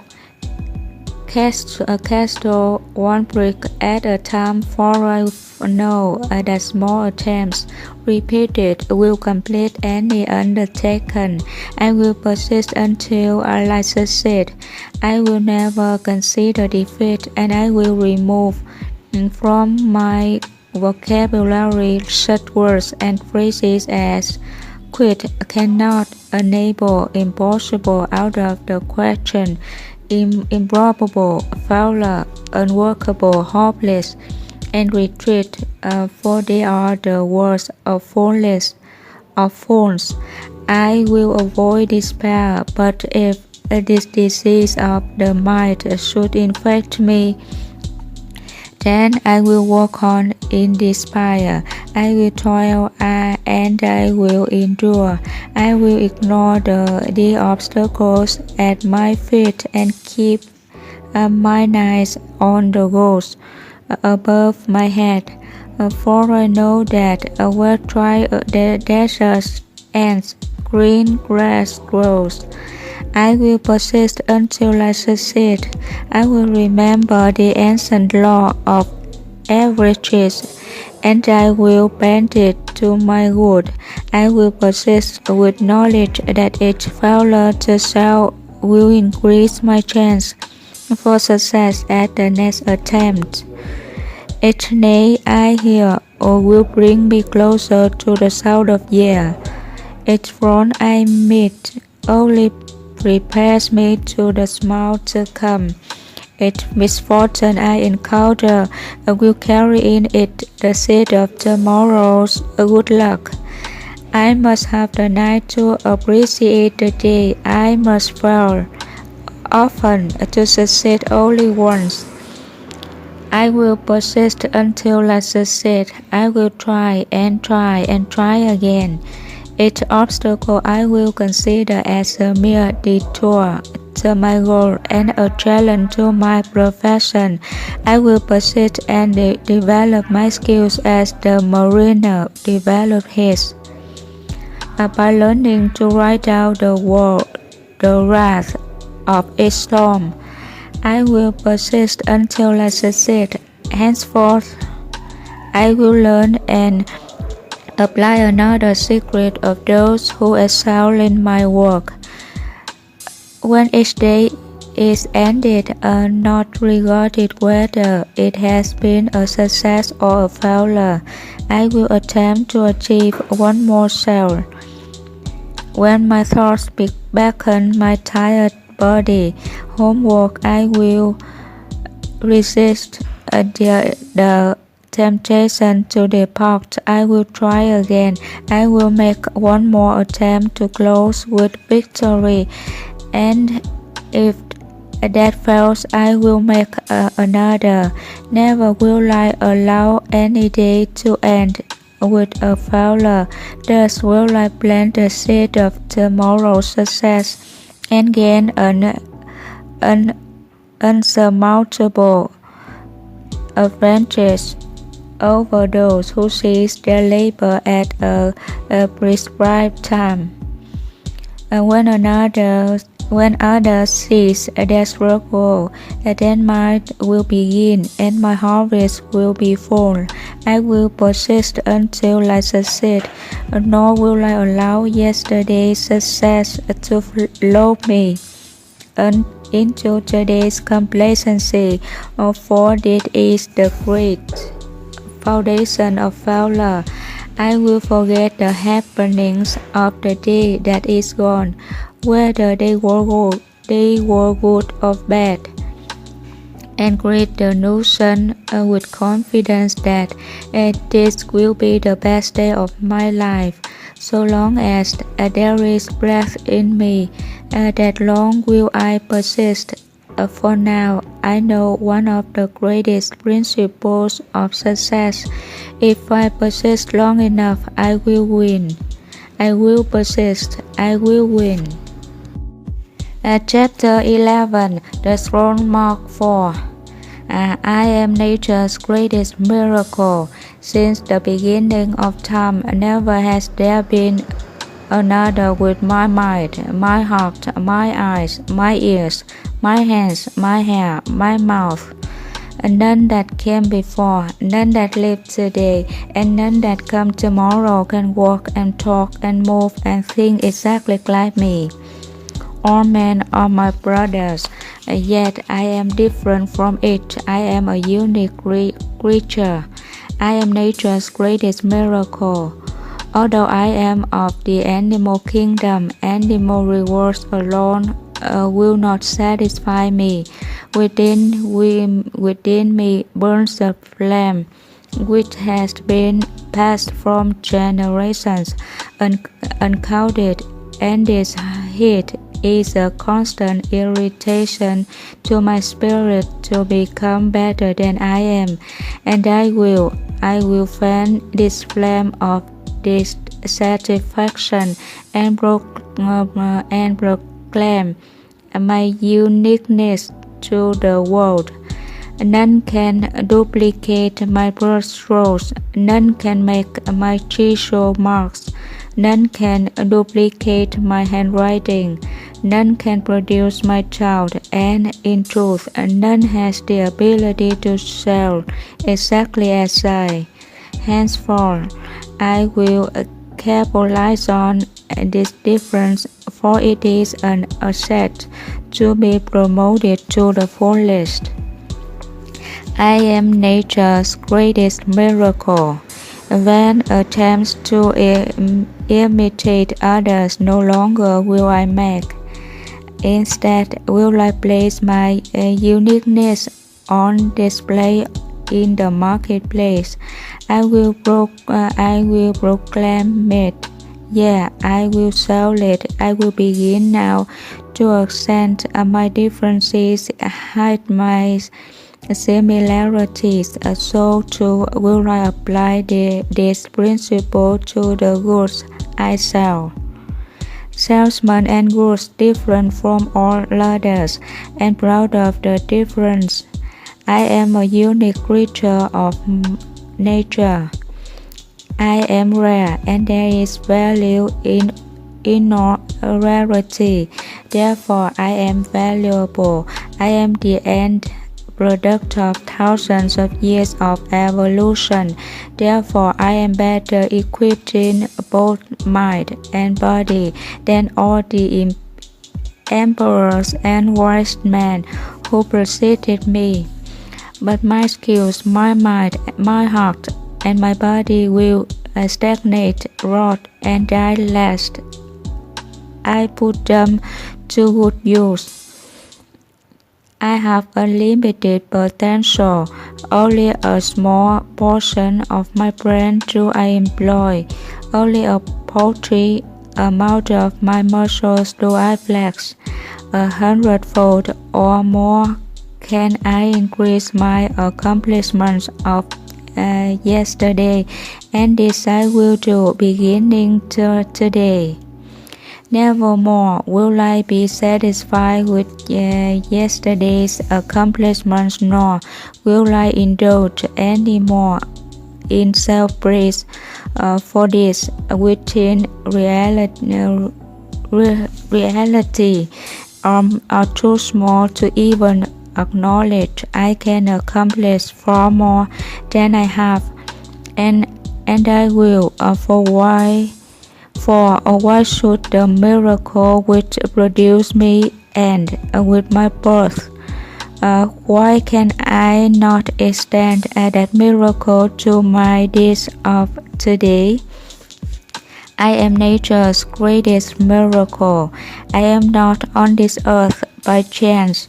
I am here for a purpose, and that purpose is to grow into a mountain, not to shrink to a grain of sand. Henceforth, I apply all my efforts to become the highest mountain of all, and I will strengthen my potential until it cries for mercy. I will increase my knowledge of mankind, and myself, and the goods I sell. Thus my sales will multiply.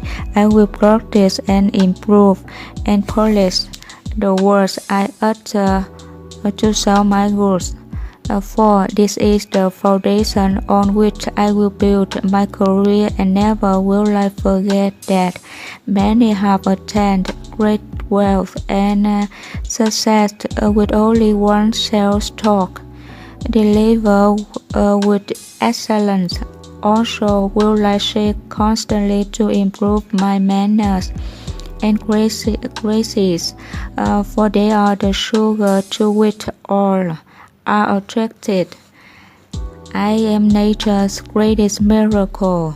I will concentrate my energy on the challenge of the moment, and my actions will help me forget all else. The problems of my home will be left in my home. I will think not of my family when I am in the marketplace, for this will cloud my thoughts.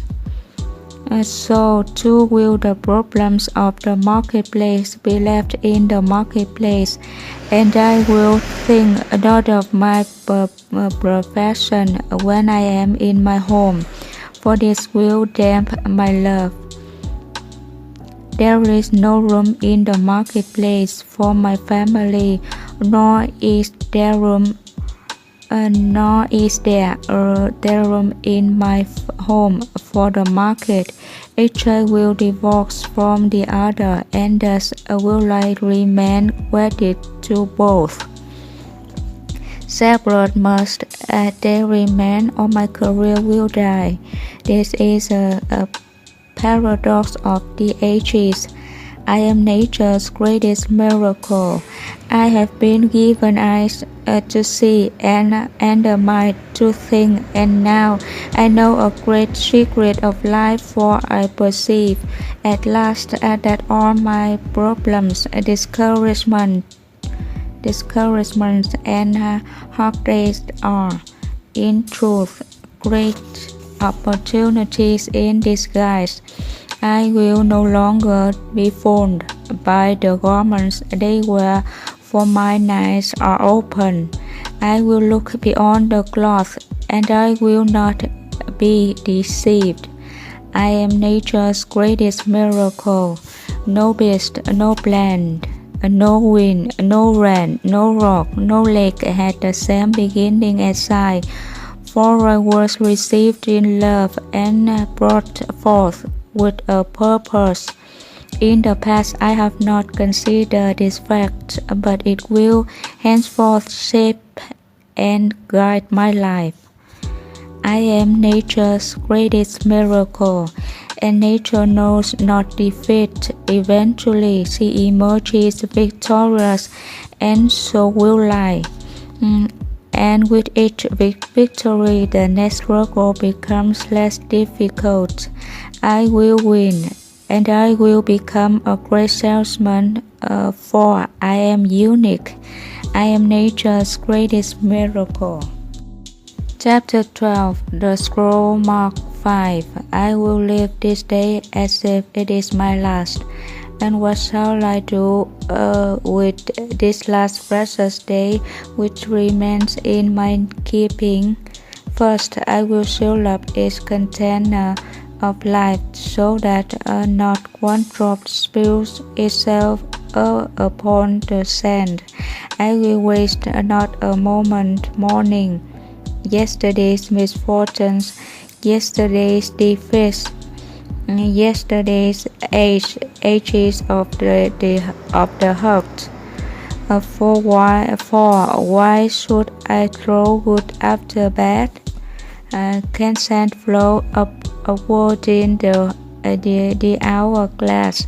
Will the sun rise where it sets and set where it rises? Can I relieve the errors of yesterday and right them?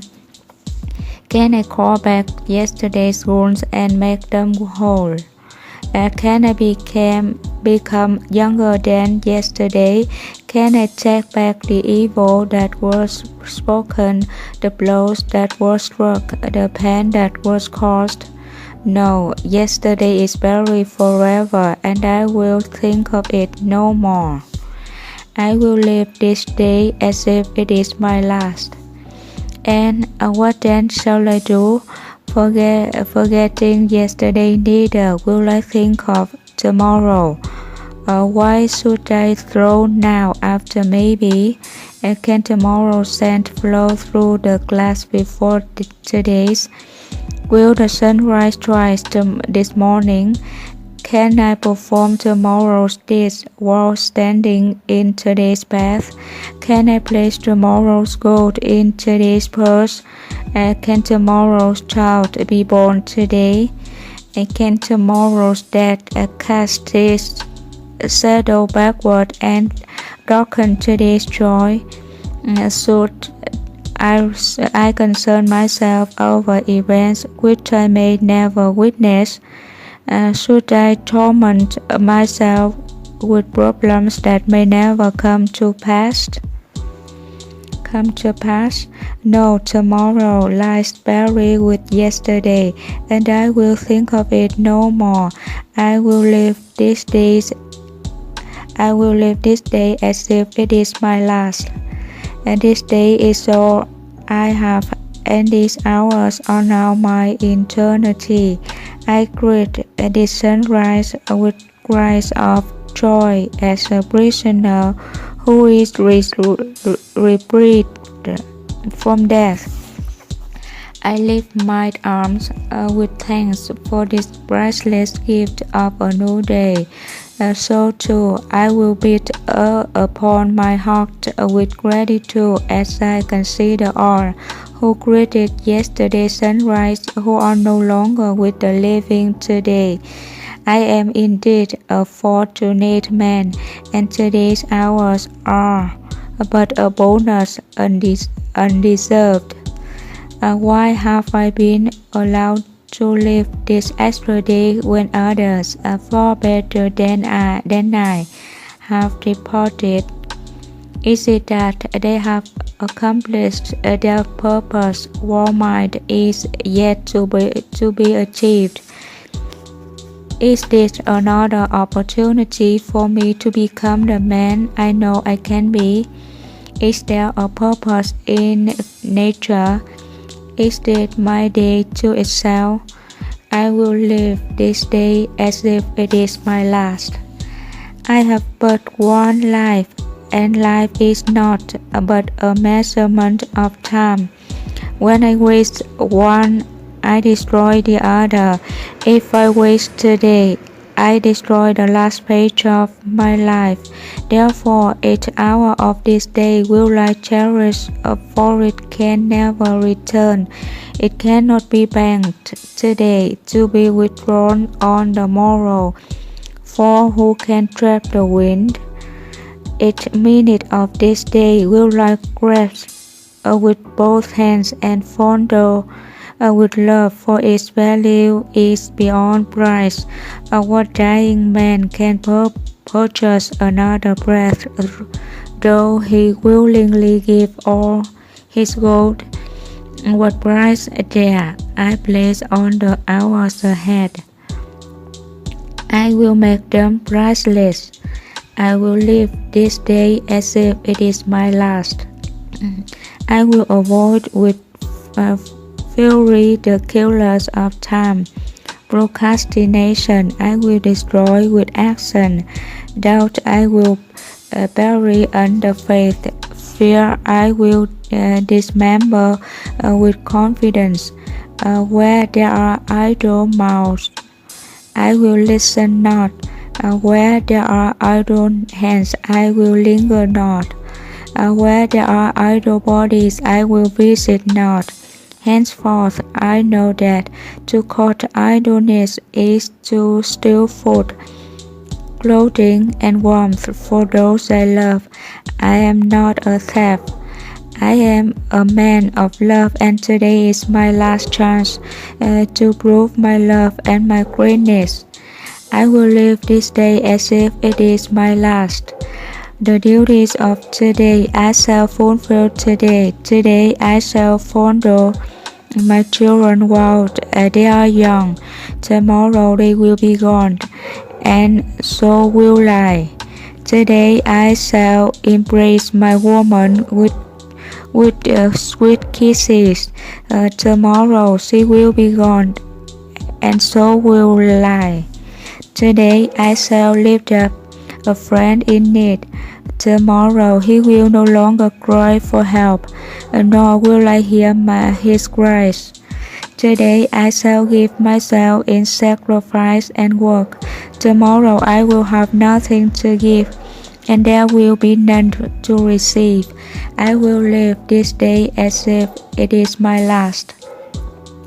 And if it is my last, it will be my greatest monument. This day I will make the best day of my life. This day I will drink every minute to its full. I will savor its taste and give thanks. I will make it every hour count, and each minute I will trade only for something of value. I will labor harder than ever before and push my muscles until they cry for relief, and then I will continue. I will make more calls than ever before. I will sell more goods than ever before. I will earn more gold than ever before. Each minute of today will be more fruitful than hours of yesterday. My last must be my best. I will live this day as if it is my last, and if it is not, I shall fall to my knees and give thanks. Chapter 13. The Scroll Mark 6. Today I will be master of my emotions. The tides advance, the tides recede. Winter grows and summer comes. Summer wanes and the cold increases. The sun rises, the sun sets. The moon is full, the moon is black. The birds arrive. The birds depart, flowers bloom, flowers fade, seeds are sown, harvests are reaped. All nature is a circle of moods, and I am a part of nature, and so glide the tides. My moods will rise and my moods will fall. Today I will be master of my emotions. It is one of nature's tricks, a little understood, that each day I awaken with moods that have changed from yesterday. Yesterday's joy will become today's sadness, yet today's sadness will grow into tomorrow's joy. Inside me is a world constantly turning from sadness to joy, from exultation to depression, from happiness to melancholy. Melancholy, like the flowers, today's full bloom of joy will fade and wither into a despondency. Yet I will remember that yesterday's dead flower carries the seed of tomorrow's bloom, so too does today's sadness carry the seed of tomorrow's joy. Today I will be master of my emotions. And how will I master these emotions so that each day will be productive? For unless my mood is right, the day will be a failure. Trees and plants depend on the weather to flourish, but I make my own weather. I transport it with me. If I bring rain and gloom and darkness and pessimism to my customers, then they will react with rain and gloom and darkness and pessimism, and they will purchase not. If I bring joy and enthusiasm and brightness and laughter to my customers, they will react with joy and enthusiasm and brightness and laughter, and my weather will produce a harvest of sales and a granary of gold for me. Today I will be master of my emotions. And how will I master my emotions so that every day is a happy day and a productive one? I will learn the secret of the ages, which is he who permits his thoughts to controlling actions. Strong is he who provokes his actions to control his thoughts. Each day when I awaken, I will follow this plan of battle before I am captured by the forces of sadness, self-pity and failure. If I feel depressed, I will sing. If I feel sad, I will laugh. If I feel ill, I will double my labor. If I feel fear, I will plunge ahead. If I feel inferior, I will wear no garments. If I feel uncertain, I will raise my voice. If I feel poverty, I will think of wealth to come. If I feel competent, I will remember past success. If I feel significant, I will remember my goals. Today I will be master of my emotions. Henceforth I will know that only those with inferior ability can always be at their best, and I am not inferior. There will be days when I must constantly struggle against forces which would tear me down. Those such as despair and sadness are simple to recognize, but there are others which approach with a smile and the hand of friendship, and it can also destroy me. Against them, too, I must never relinquish control. If I become overconfident, I will recall my failures. If I overindulge, I will think of past hungers. If I feel a complacency, I will remember my competition. If I enjoy moments of greatness, I will remember moments of shame. If I feel all-powerful, I will try to stop the wind.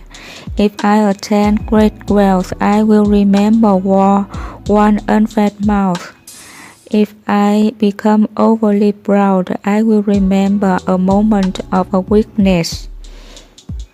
If I feel my skill is unmatched, I will look at the stars. Today, I will be master of my emotions. And with this new knowledge, I will also understand and recognize the moods of he on whom I call. I will make allowances for his anger and irritation of today, for he knows not the secret of controlling his mind. I can withstand his arrows and insults, for now I know that tomorrow he will change and be a joy to approach. No longer will I judge a man on one meeting. No longer will I fail to call again. Tomorrow on he who meets me with hate today. This day he will not buy gold chariots for a penny, and yet tomorrow he will exchange his home for a tree.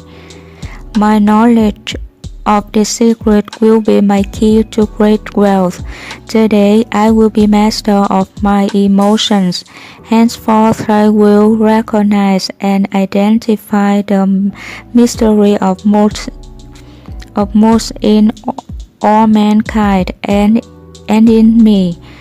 From this moment, I am prepared to control whatever personality awaits in me each day. I will master my moods through positive action, and when I master my moods, I will control my destiny. Today, I control my destiny, and my destiny is to become a greatest salesman in the world. I will become master of myself. I will become great. Chapter 14. The Scroll Mark 7. I will laugh at the world. No living creature can laugh except man. Trees may bleed when they are wounded, and beasts in the field will cry in pain and hunger. Yet only I have the gift of laughter, and it is mine to use whenever I choose. Henceforth I will cultivate the habit of laughter. I will smile and my digestion will improve. I will chuckle and my burdens will be lightened. I will laugh and my life will be lengthened, for this is the great secret of long life, and now it is mine. I will laugh at the world, and most of all I will laugh at myself, for man is most comical when he takes himself too seriously. Never will I fall into this trap of the mind. For though I be nature's greatest miracle, am I not still a mere grain tossed about by the winds of time? Do I truly know whence I came, or whither I am bound? Will my concern for this day not seem foolish 10 years hence? Why should I permit the petty happenings of today to disturb me? What can take place before the sun sets, which will not seem significant in the river of centuries? I will laugh at the world. And how can I laugh when confronted with man or deed which offends me, so as to bring forth my tears or my curses? Four words I will train myself to say until they become a habit, so strong that immediately they will appear in my mind whenever good humor threatens to depart from me. These words, passed down from the ancients, will carry me through every adversity and maintain my life in balance. These four words are, these too shall pass. I will laugh at the world, for all worthy things shall in this pass. When I am heavy with a headache, I shall console myself that this too shall pass. When I am puffed with success, I shall warn myself that this too shall pass. When I am strangled in poverty, I shall tell myself that this too shall pass. When I am burdened with wealth, I shall tell myself that this too shall pass. Yea, verily, where is he who built the pyramid? Is he not buried within its stone? And will the pyramid one day not also be buried under sand? If all things shall pass, why should I be of concern for today? I will laugh at the world. I will paint this day with laughter. I will frame this night in song. And never will I labor to be happy. Rather will I remain too busy to be sad. I will enjoy today's happiness today. It is not grand to be stored in a box. It is not white to be saved in a jar. It cannot be saved for the morrow. It must be sown and reaped on the same day, and this I will do henceforth. I will laugh at the world, and with my laughter all things will be reduced to their proper size. I will laugh at my failures, and they will vanish in clouds of no dreams. I will laugh at my successes, and they will shrink to their true value. I will laugh at evil, and it will die untasted. I will laugh at goodness, and it will thrive and abound. Each day will be triumphant. Only when my smiles bring forth smiles from others, and this I do in selfishness. For those on whom I frown are those who purchase not my goods. I will laugh at the world. Henceforth through life sad only tears of sweet. For those of sadness or remorse or frustration are of no value in the marketplace, whilst each smile can be exchanged for gold, and each kind word spoken from my heart can build a castle. Never will I allow myself to become so important, so wise, so dignified, so powerful that I forget how to laugh at myself and my world.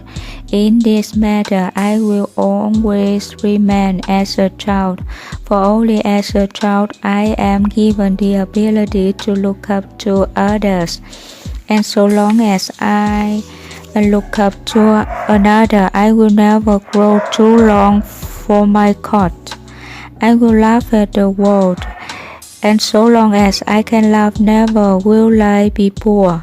This then is one of nature's greatest gifts, and I will waste it no more. Only with laughter and happiness can I truly become a success.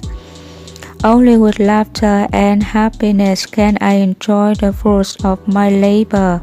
Were it not so, for better would it be to fail. For happiness is the wine that sharpens the taste of the meal. To enjoy success, I must have happiness, and laughter will be the maiden who serves me. I will be happy. I will be successful. I will be the greatest salesman the world has ever known. Chapter 15 The Scroll Mark 8 Today I will multiply my value 100-fold. A mulberry leaf touched with the genius of man becomes silk. A field of clay touched with the genius of man becomes a castle. A cypress tree touched with the genius of man becomes a shrine. A cut of sheep's hair touched with the genius of man becomes raiment for a king. If it is possible for leaves and clay and wood and hair to have their value multiplied 100, yeah, 1,000-fold by man, cannot I do the same with the clay which bears my name? Today I will multiply my value 100-fold. I am likened to a grain of wheat, which faces one of three futures. The wheat can be placed in a sack and dumped in a store until it is fit to swine, or it can be ground to flour and made into bread, or it can be placed in the earth and allowed to grow until its golden head divides and produces 1,000 grains from the one. I am likened to a grain of wheat, with one difference. The wheat cannot choose whether it be fed to swine, ground for bread, or planted to multiply. I have a choice, and I will not let my life be fed to swine, nor will I let it be ground under the rocks of failure and despair to be broken open and devoured by the will of others. Today I will multiply my value of 100-fold. To grow and multiply, it is necessary to plant the wheat grain in the darkness of the earth, and my failures, my despairs, my ignorance, and my inabilities are the darkness in which I have been planted in order to ripen. Now, like the wheat grain, which will sprout and blossom only if it is nurtured with rain and sun and warm winds, I too must nurture my body and mind to fulfill my dreams. But to grow to full stature, the wheat must wait on the whims of nature. I need not wait, for I have the power to choose my own destiny. Today I will multiply my value 100-fold. And how will I accomplish this? First, I will set goals for the day, the week, the month, the year, and my life. Just as the rain must fall before the wheat will crack itself and sprout, so must I have objectives before my life will crystallize. In setting my goals, I will consider my best performance of the past and multiply it 100-fold. This will be the standard by which I will live in the future. Never will I be of concern that my goals are too high, for is it not better to arm my spear at the moon and strike only an eagle than to aim my spear at the eagle and strike only a rock? Today I will multiply my value 100-fold. The height of my goals will not hold me in awe, though I may stumble often before they are reached. If I stumble, I will rise, and my falls will not concern me, for all men must stumble often to reach the hearth. Only a worm is free from the worry of stumbling. I am not a worm. I am not an onion plant. I am not a sheep. I am a man. Let others build a cave with their clay. I will build a castle with mine. Today I will multiply my value 100-fold. And just as the sun must warm the earth to bring forth the seedling of wheat, so too will the words on these scrolls warm my life and turn my dreams into reality.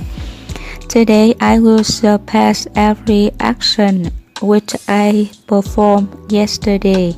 I will climb today's mountain to the utmost of my ability, yet tomorrow I will climb higher than today, and the next will be higher than tomorrow. To surpass the deeds of others is unimportant. To surpass my own deeds is all. Today I will multiply my value 100-fold, and just as the warm wind guides the wheat to maturity, the same winds will carry my voice to those who will listen, and my words will announce my goals. Once spoken, I dare not recall them, lest I lose faith. I will be as my own prophet, and though all may laugh at my utterances, they will hear my plans, they will know my dreams, and thus there will be no escape for me until my words become accomplished deeds. Today I will multiply my value 100-fold. I will commit not the terrible crime of aiming too low. I will do the work that a failure will not do. I will always let my reach exceed my grasp. I will never be content with my performance in the market.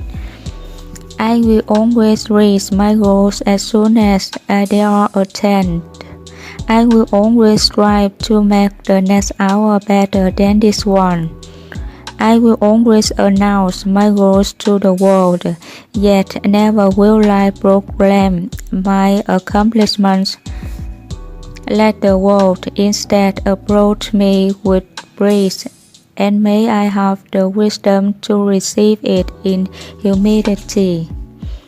Today I will multiply my value 100-fold. 1 grain of wheat, when multiplied 100-fold, will produce 100 stalks. Multiply these 100-fold 10 times, and they will feed all the cities of the earth. Am I not more than a grain of wheat? Today I will multiply my value 100-fold. And when it is done, I will do it again and again, and there will be astonishment and wonder at my greatness as the words of these scrolls are fulfilled in me. Chapter 16. The Scroll Mark 9. My dreams are worthless, my plans are dust, and my goals are impossible. All are of no value unless they are followed by action. I will act now.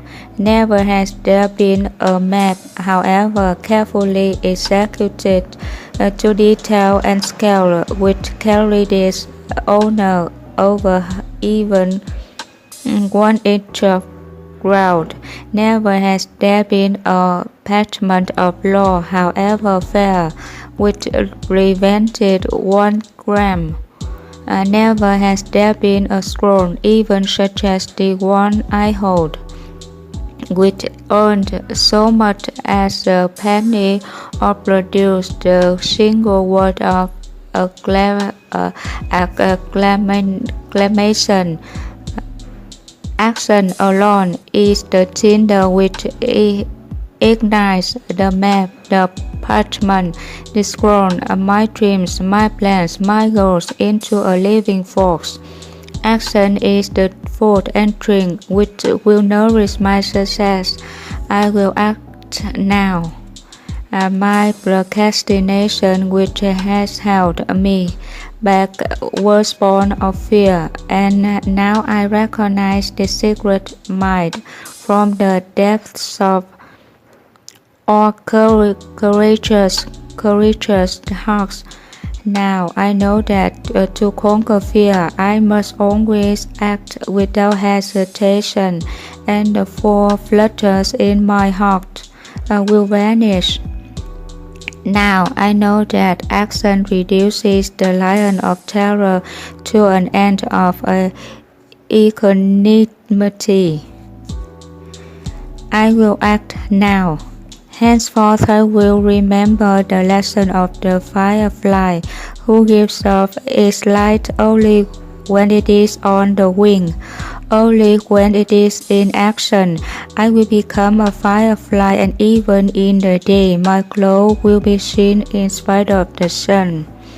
Let others be as butterflies who bring their wings, yet depend on the charity of a flower for life. I will be as the firefly, and my light will brighten the world. I will act now. I will not avoid the task of today and charge them tomorrow, for I know that tomorrow never comes. Let me act now, even though my actions may not bring happiness or success, for it is better to act and fail than not to act and flounder. Happiness, in truth, may not be the fruit plucked by my action, yet without action, all fruit will die on the vine. I will act now. I will act now. I will act now. I will act now. Henceforth I will repeat these words again and again and again, each hour, each day, every day, until the words become as much a habit as my breathing, and the actions which follow become as instinctive as the blinking of my eyelids. With these words, I can condition my mind to perform every act necessary for my success. With these words, I can condition my mind to meet every challenge with a failure voice. I will act now. I will repeat these words again and again and again. And when I awake, I will say them and leap from my cot while the fowler sleeps yet another hour. I will act now. And when I enter the marketplace, I will say them and immediately confront my first prospect, while the fowler ponders yet his possibility of rebirth. I will act now. When I face a closed door, I will say them and knock while the fowler waits outside with fear and trepidation. I will act now. When I face temptation, I will say them and immediately act to remove myself from evil. I will act now. When I am tempted to quit and begin again tomorrow, I will say them and immediately act to consummate another cell. I will act now.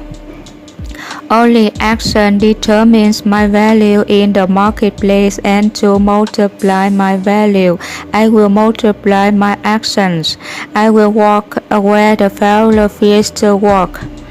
I will walk when the fowler seeks rest. I will talk when the fowler remains silent. I will call on 10 who can buy my words, while the fowler makes grand plans to call on one. I will say it is done before the fowler says it is too late. I will act now. For now is all I have. Tomorrow is the day reserved for the labor of the lazy. I am not lazy. Tomorrow is the day when the evil become good. I am not evil. Tomorrow is the day when the weak become strong. I am not weak. Tomorrow is the day when the failure will succeed. I am not a failure. I will act now. When the lion is hungry, he eats. When the eagle has thirst, he drinks. Unless they act, both will perish. I hunger for success. I thirst for happiness and peace of mind. Lest I act, I will perish in a life of failure, misery, and sleepless nights. I will command, and I will obey my non-command. I will act now. Success will not wait. If I delay, she will become betrothed to another and lost to me forever. This is the time. This is the place. I am the man. I will act now. Chapter 17. The scroll mark 10. Who is of so little faith that in a moment of great disaster or heartbreak has not called to his God, who has not cried out when confronted with danger, death, or mystery beyond his normal experience or comprehension, from where has this deep instinct come which escapes from the mouth of all living creatures in moments of peril? Move your hand in haste before another's eyes, and his eyelids will blink. Tap another on his knee, and his leg will jump. Confront another with dark honor, and his mouth will say, "My God." From the same deep impulse, my life need not be filled with religion in order for me to recognize this greatest mystery of nature. All creatures that walk the earth, including man, possess the instinct to cry for help. Why do we possess this instinct, this gift? Are not our cries a form of prayer?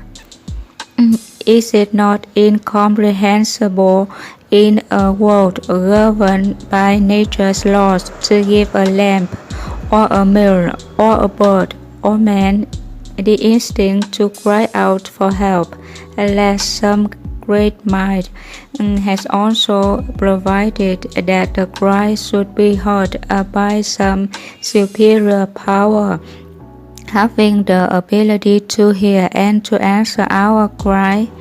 Henceforth I will pray, but my cries for help will only be cries for guidance. Never will I pray for the material things of the world. I am not calling to a servant to bring me food. I am not ordering an innkeeper to provide me with room. Never will I seek delivery of good love, a good health, petty victories, fame, success, or happiness. Only for guidance will I pray, that I may be shown the way to acquire these things, and my prayer will always be answered. The guidance I seek may come, or the guidance I seek may not come, but are not both of these an answer? If a child seeks bread from his father, and it is not forthcoming, has not the father answered? I will pray for the guidance, and I will pray as a salesman in this manner. O Creator of all things, help me. For this day I go out into the world naked and alone, and without your hand to guide me, I will wander far from the path which leads to success and happiness. I ask for I ask not for gold or garments or even opportunities equal to my ability. Instead, guide me so that I may acquire ability equal to my opportunities. You have taught the lion and the eagle how to hunt and prosper with teeth and claw. Teach me how to hunt with words and prosper with love, so that I may be a lion among men and an eagle in the marketplace. Help me to remain humble through obstacles and failures, and yet hide not from my eyes the prize that will come with victory. Assign me tasks to which others have failed, yet guide me to plant the seeds of success from their failures. Confront me with fears that will temper my spirit, yet endow me with courage to laugh at my misgivings. Spare me sufficient days to reach my goals, and yet help me to live this day as though it be my last. Guide me in my words, and that they may bear fruit, and yet silence me from gossip, that none be maligned. Discipline me in the habit of trying and trying again, and yet show me the way to make use of the law of averages. Favor me with alertness to recognize opportunity, and yet endow me with patience which will concentrate my strength. Make me in good habits that the bad ones may drown, and yet grant me compassion for weaknesses in others. Suffer me to know that all things shall pass, and yet help me to count my blessings of today. Expose me to hate so it not be a stranger, yet fill my cup with love to turn strangers into friends. But all these things be only if Thy will. I am a small and a lonely grape clutching the vine, and yet Thou hast made me different from all others. Verily, there must be a special place for me. Guide me, help me, show me the way. Let me become all you planned for me when my seed was planted and selected by you to sprout in the vineyard of the world. Help this humble salesman, guide me, God. Chapter 18. And so it came to pass that David waited in his lonely palace for he who was to receive the scrolls. The old man, with only his trusted bookkeeper for a companion, watched the seasons come and go, and the infirmities of old age soon prevented him from doing little except sit quietly in his covered garden. He waited nearly 3 full years after the disposal of his worldly wealth and the disbanding of his great empire. And then from out of the desert to the east there appeared the slight, limping figure of a stranger who entered Damascus and made straight way through the streets until he stood before the palace of David. Erasmus, usually a model of courtesy and propriety, remained resolutely in the doorway as the caller repeated his request. I will speak, my dear master. I will speak with thy master. The stranger's appearance was not one to inspire confidence, and his sandals were ripped and mended with rope.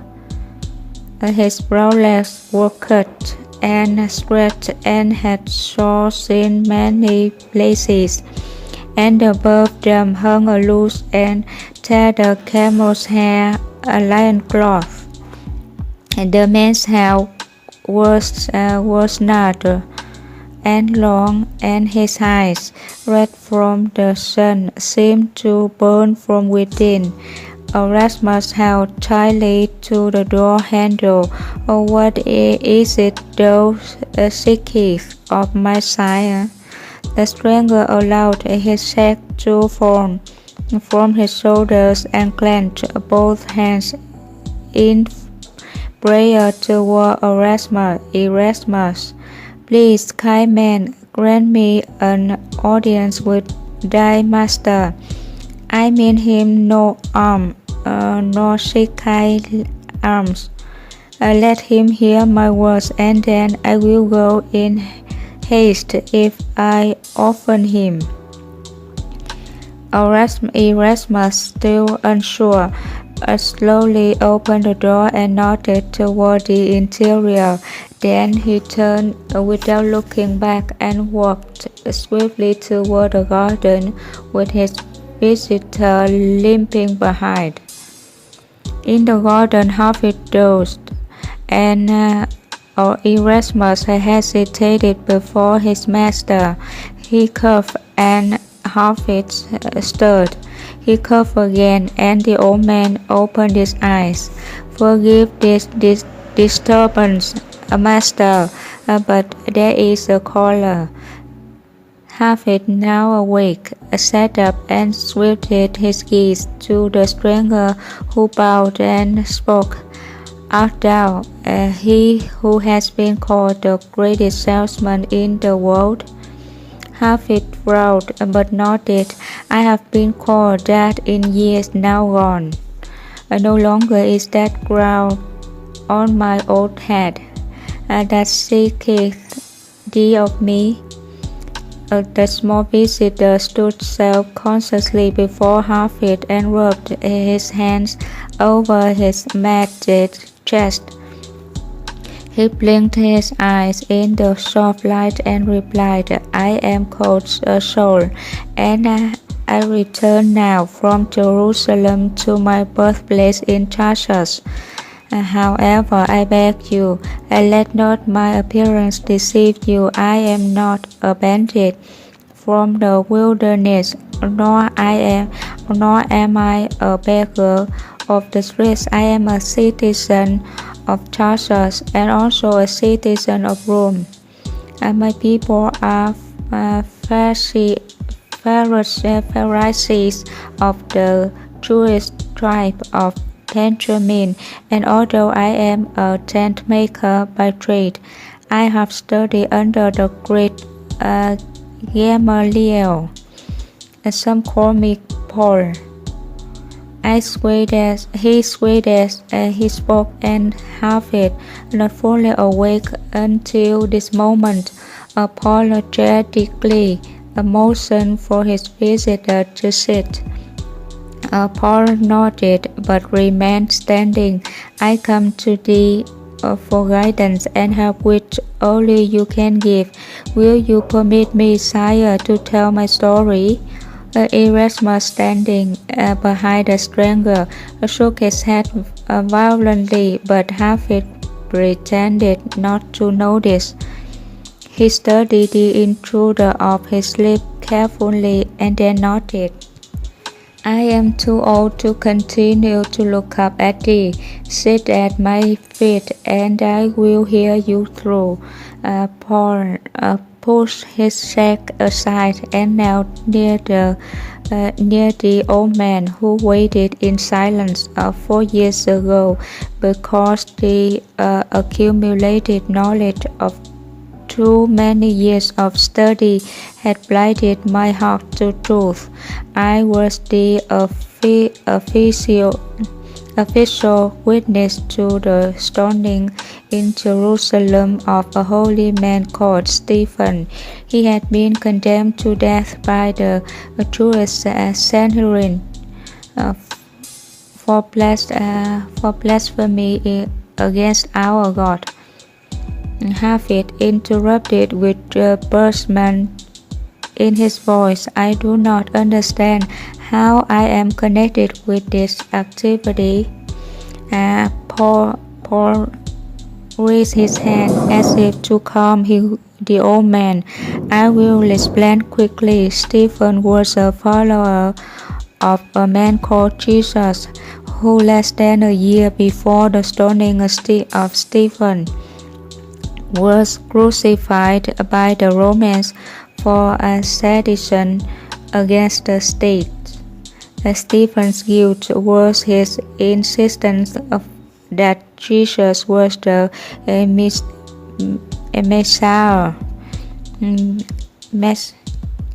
Messiah, whose coming had been foretold by the Jewish prophets, and that the temple had conspired with Rome to murder the Son of God.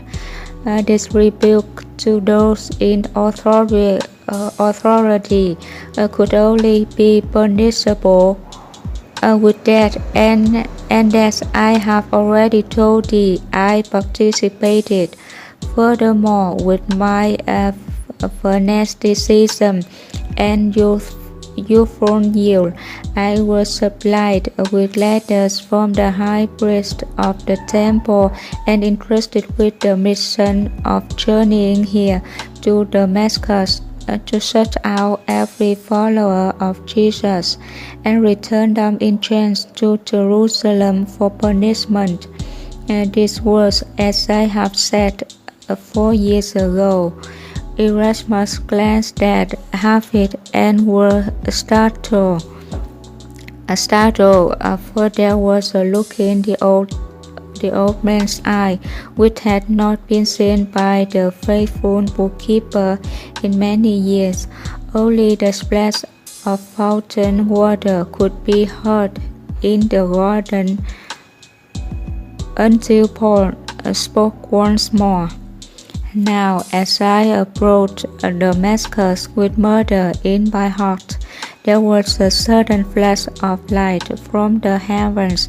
I remember not having been struck, but I found myself in the ground, and although I could not see, I could hear, and I hear a voice in my ear say, Saul, Saul, why do you persecute me?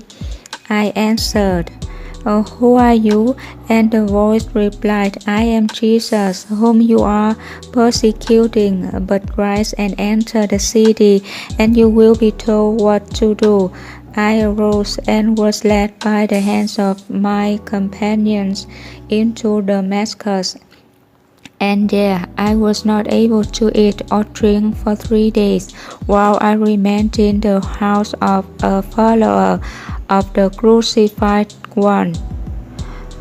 Then I was visited by another called Dananias, who said he had been visited in a vision and told to come to me. Then he laid his hands upon my eyes, and I could see again. Then I ate and I drank, and my strength returned. Hafid now leaned forward from his bench and inquired what then took place. I was brought to the synagogue, and my presence as a persecutor of the followers of Jesus struck fear into the hearts of all his followers, but I breathed nevertheless, and my words confounded them. For now I spoke that he who had been crucified was indeed the Son of God. And all who listened suspected a trick of the deceived, and my forehead I not cause havoc in Jerusalem.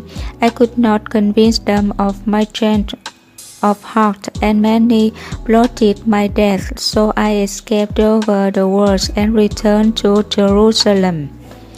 In Jerusalem, the heavens of Damascus repeated themselves. None of the followers of Jesus would come near me, although word had been received of my preaching in Damascus.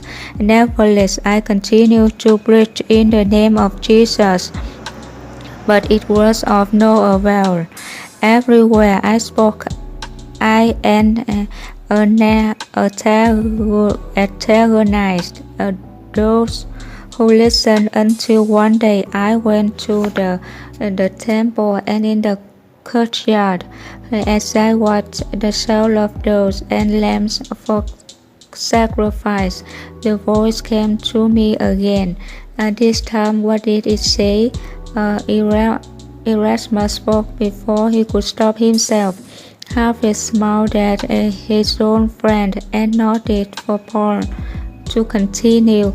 The voice said, "Thou hast had the word for nearly 4 years, but thou hast shown few the light. Even the word of God must be sold to the people, or they will hear it not.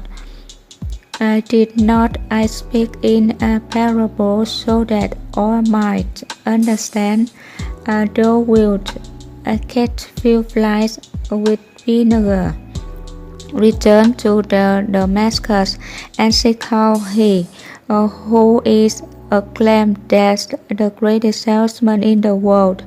If thou wouldst spread my word to the world, let him show you the way." Harvey glanced quickly at Erasmus, and the old bookkeeper sent the unspoken question, was this the one for whom he had waited so long?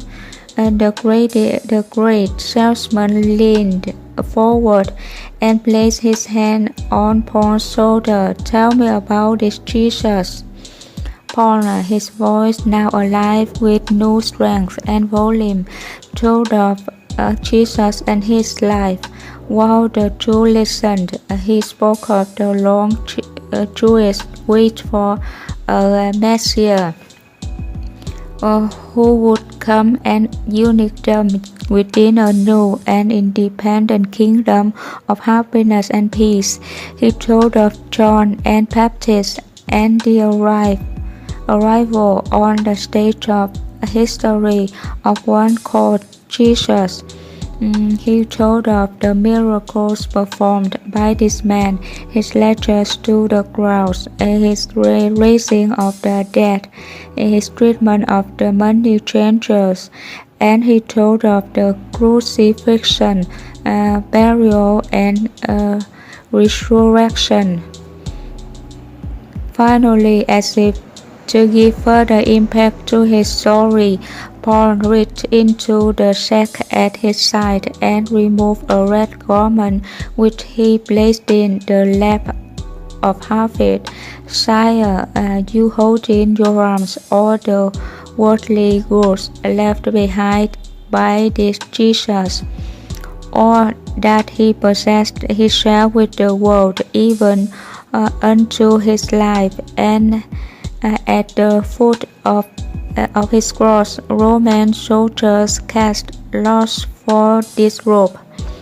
It has come into my possession through much diligence and searching when I was last in Jerusalem." Harvey's face paled and his hands shook as he turned the rope stand with blood. Erasmus, alarmed at his master's appearance, moved closer to the old man. Harvey continued to turn the garment until he found the small star shone into the cloth, the mark of Tola, whose guild made the robe sold by Petrus. Next to the star was a circle shone within a square, the mark of Petrus. As Paul and Erasmus watched, the old man raised the robe and rubbed it gently against his cheek. Harvey shook his head. Impossible. Thousands of other ropes were made by Toller and sold by Petrus in the years of his great trade route. Still clutching the rope and speaking in a hoarse whisper, Harvey said, "Tell me what is known of the birth of this Jesus." Upon said, "He left our world with little. He had entered it with less. He was born in a cave in Bethlehem during the time of the census of Tiberius." Harvey's smile seemed almost childish to the two men, and they looked on with puzzlement. For tears also flowed down his wrinkled cheeks. He brushed them away with his hand and asked, "And was there not the brightest star that man has ever seen, which shone above the birthplace of this baby?" Paul's mouth opened, yet he could not speak, nor was it necessary. Harvey raised his arms and embraced Paul, and this time the tears of both were mingled. Finally, the old man arose and beckoned toward Erasmus. "Erasmus, a faithful friend, go to the tower and return with the chest. We have found our salesman at last."